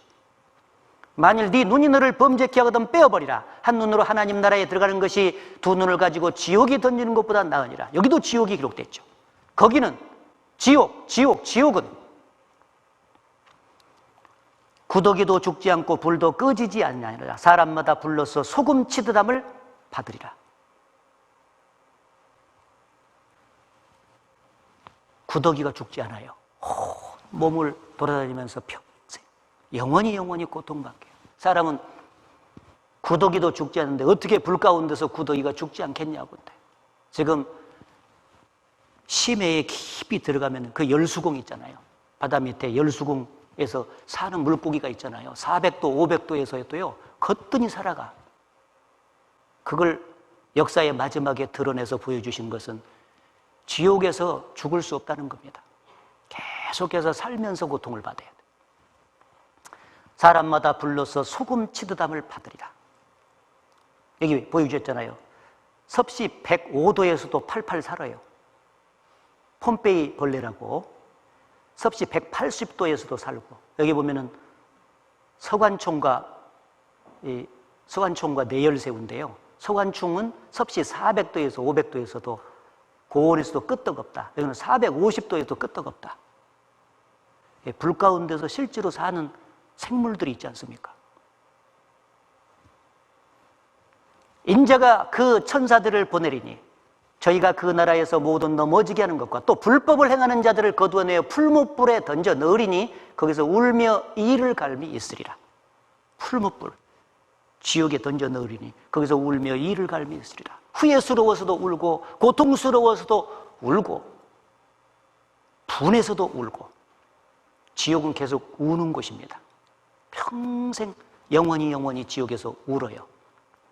내가 그때 조금만 관심을 가지고 마음을 열고 말씀을 들었으면 이 고통받는 곳에 오지 않았을 텐데 내가 왜 그랬던고 후회스러워. 그 고통이 말도 못해요. 여기 치통을 겪어본 사람들은 아시겠지만 일시적인 고통도 참 참기 어렵잖아요. 근데 그것이 영원히 계속된다면 지옥에 갈만하겠습니까, 여러분? 절대 가서는 안 되죠. 몸은 죽여도 영혼은 능히 죽이지 못하는 자들을 두려워하지 말고 오직 몸과 영혼을 능히 지옥에 멸하시는 자를 두려워하라. 사람은 몸은 죽일 수 있어요. 그러나 영혼은 죽일 수 없어요. 하나님은 몸과 영혼을 동시에 지옥에 던져 넣으실 수 있잖아요. 사람을 두려워할 것이 아니라 하나님을 두려워할. 왜 이 말씀을 하셨을까요? 사람들은 예수 믿고 구원받으라 그러면 예수 믿고 구원받고 살면 다른 사람들에게 다른 사람이 눈치할 텐데 그래서 다른 사람들이 눈치 보고 왕따 될까 봐서 그것이 두려워서 예수 믿고 구원받는 것을 뒤로 미루려고 하는 사람들이 있습니다. 여러분에게 눈치하고 왕따시키는 그 사람이 죽음 건너편에 여러분을 심판하는 것이 아니잖아요. 하나님이 하시지 않습니까? 그럼 하나님을 두려워할 줄 알아야지 왜 사람을 두려움으로써 구원받는 것을 뒤로 미루려고 합니까? 지금까지 그런 사람들이 얼마나 많았습니까? 그러다가 다시는 기회를 얻지 못하고 지금도 지옥에 떨어진 사람이 얼마나 많은 줄 아세요? 여러분, 이 지옥을 농담으로 여깁니까? 그러면 성경 전체를 부인해야 돼요. 지옥에 기록된 성경 전체를 부인해야 돼요. 지옥 부인하려면. 그런데 이번에 3일간에 걸쳐서 성경 배우니까 성경은 엄연한 진리요 사실이지 않습니까? 그러면 성경을 진리로 받아들이고 사실로 받아들이면 이 지옥도 받아들여야 되는 것입니다.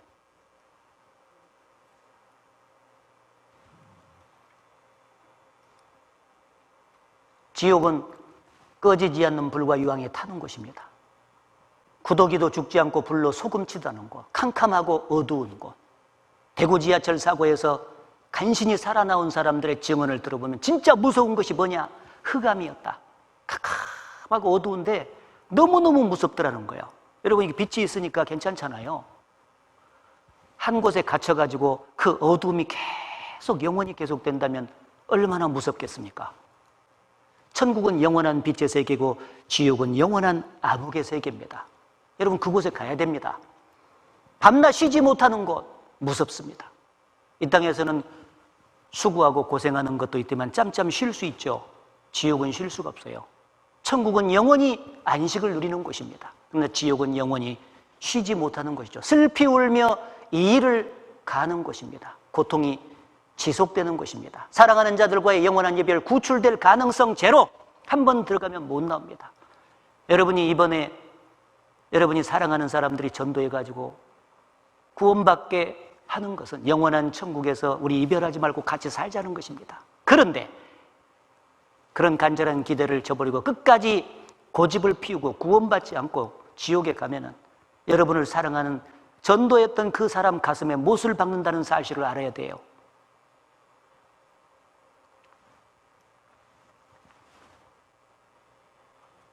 여기 화상 입은 사람 진짜 죽겠어. 이거 못 참겠다. 다 했어. 조금만. 아니, 다 했어도 뜨거운 거 어떡해. 뜨거워. 소독 살살려. 와, 지금 너무 아파요. 지금 너무 아파. 아프지? 지금 너무 아파요. 지금 못 참겠어요. 못 참겠어요. 못 참겠어요. 예, 이 세상에서 잠깐 동안 진행되는 저 화상의 고통도 참기 어렵지 않습니까? 그런데 지옥은 영원히 고통을 받아야 돼요. 이게 사실입니다. 이렇게 무서운 지옥을 가는 사람의 죄목이 두려워하는 자들과 믿지 않은 자들과 흉악한 자들과 살인자들과 행음자들과 술객들과 우상숭배자들과 모든 거짓말하는 자들은 불과 유황으로 타는 못에 참리하리니 이것이 둘째 사망이라. 이런 죄들을 여러분이 이미 다 졌습니다. 지옥은 얼마나 죄를 지면 가냐? 진실로 네게 이르노니 네가 홀이라도 남김이 없이 다 갚기 전에는 결단코 거기서 나오지 못하리라. 쉽게 말하면 털끝만한 죄가 있어도 지옥에 간다는 뜻입니다. 죄값을 다 갚기 전에는 지옥에서 못 나온다는 것은 털끝만한 죄가 있어도 지옥을 간다는 뜻이에요. 근데 여러분은 평생, 일평생에 얼마나 많은 죄를 지었습니까? 지옥은 결정돼 있죠. 성경을 통해서 본 영적 진단서를 떼드리겠습니다. 죄인으로 태어난 것이 사실이죠. 수없이 많은 범죄를 지었습니다. 그리고 죽음 건너편의 영원한 심판과 지옥에 들어갑니다. 여러분이 지옥에 가는 것은 수많은 죄 때문에 지옥을 갑니다. 따라서 이 죄 문제를 반드시 해결을 해야 되죠.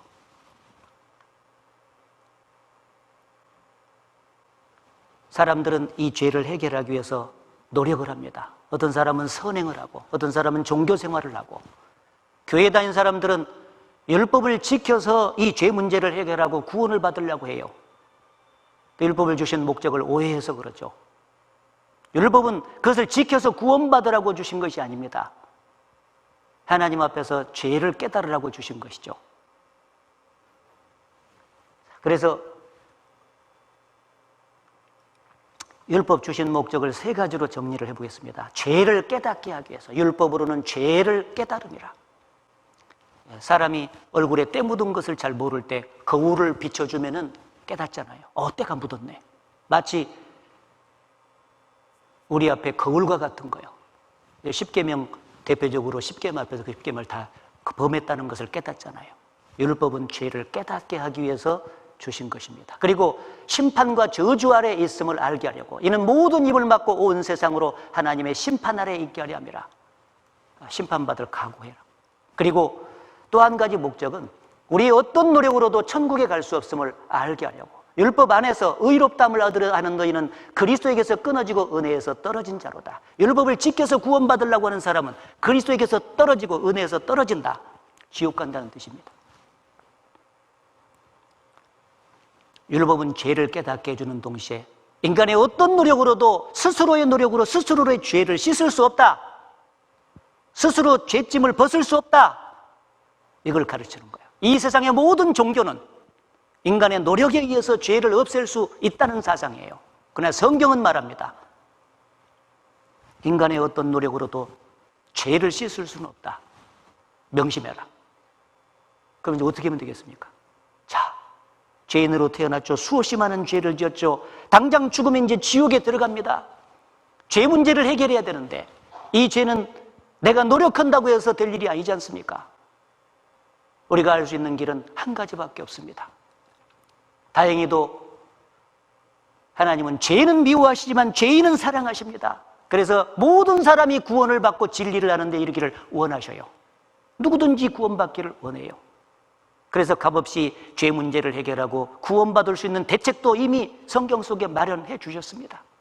우리가 해야 될 일은 부르짖는 것밖에 할 게 없어. 하나님, 나 좀 구원해 주십시오. 물에 빠져서 죽을 수밖에 없는 그런 운명 속에 빠져가는 사람이 할 수 있는 일은 사람 살려주세요 하는 것밖에 없잖아요. 다행히 구조대가 가다가 살려주면서 하는 거지 않습니까? 우리가 하나님 앞에서 지금 지옥으로 끌려 들어가고 있는 거예요. 죽으면 집행이 되는 거예요. 그 운명에서 우리가 할 수 있는 일은 부르짖는 것밖에 할 수 없어요. 이 모습 보시죠. 이 모습이 돼야 되는 거예요. 하나님은 여호와는 마음이 상한 자에게 가까이 하시고 중심에 통회하는 자를 구원하시는도다. 죄 가운데서 심판받고 지옥이 있다는 게 마음이 상하고 너무너무 고통스럽지 않습니까?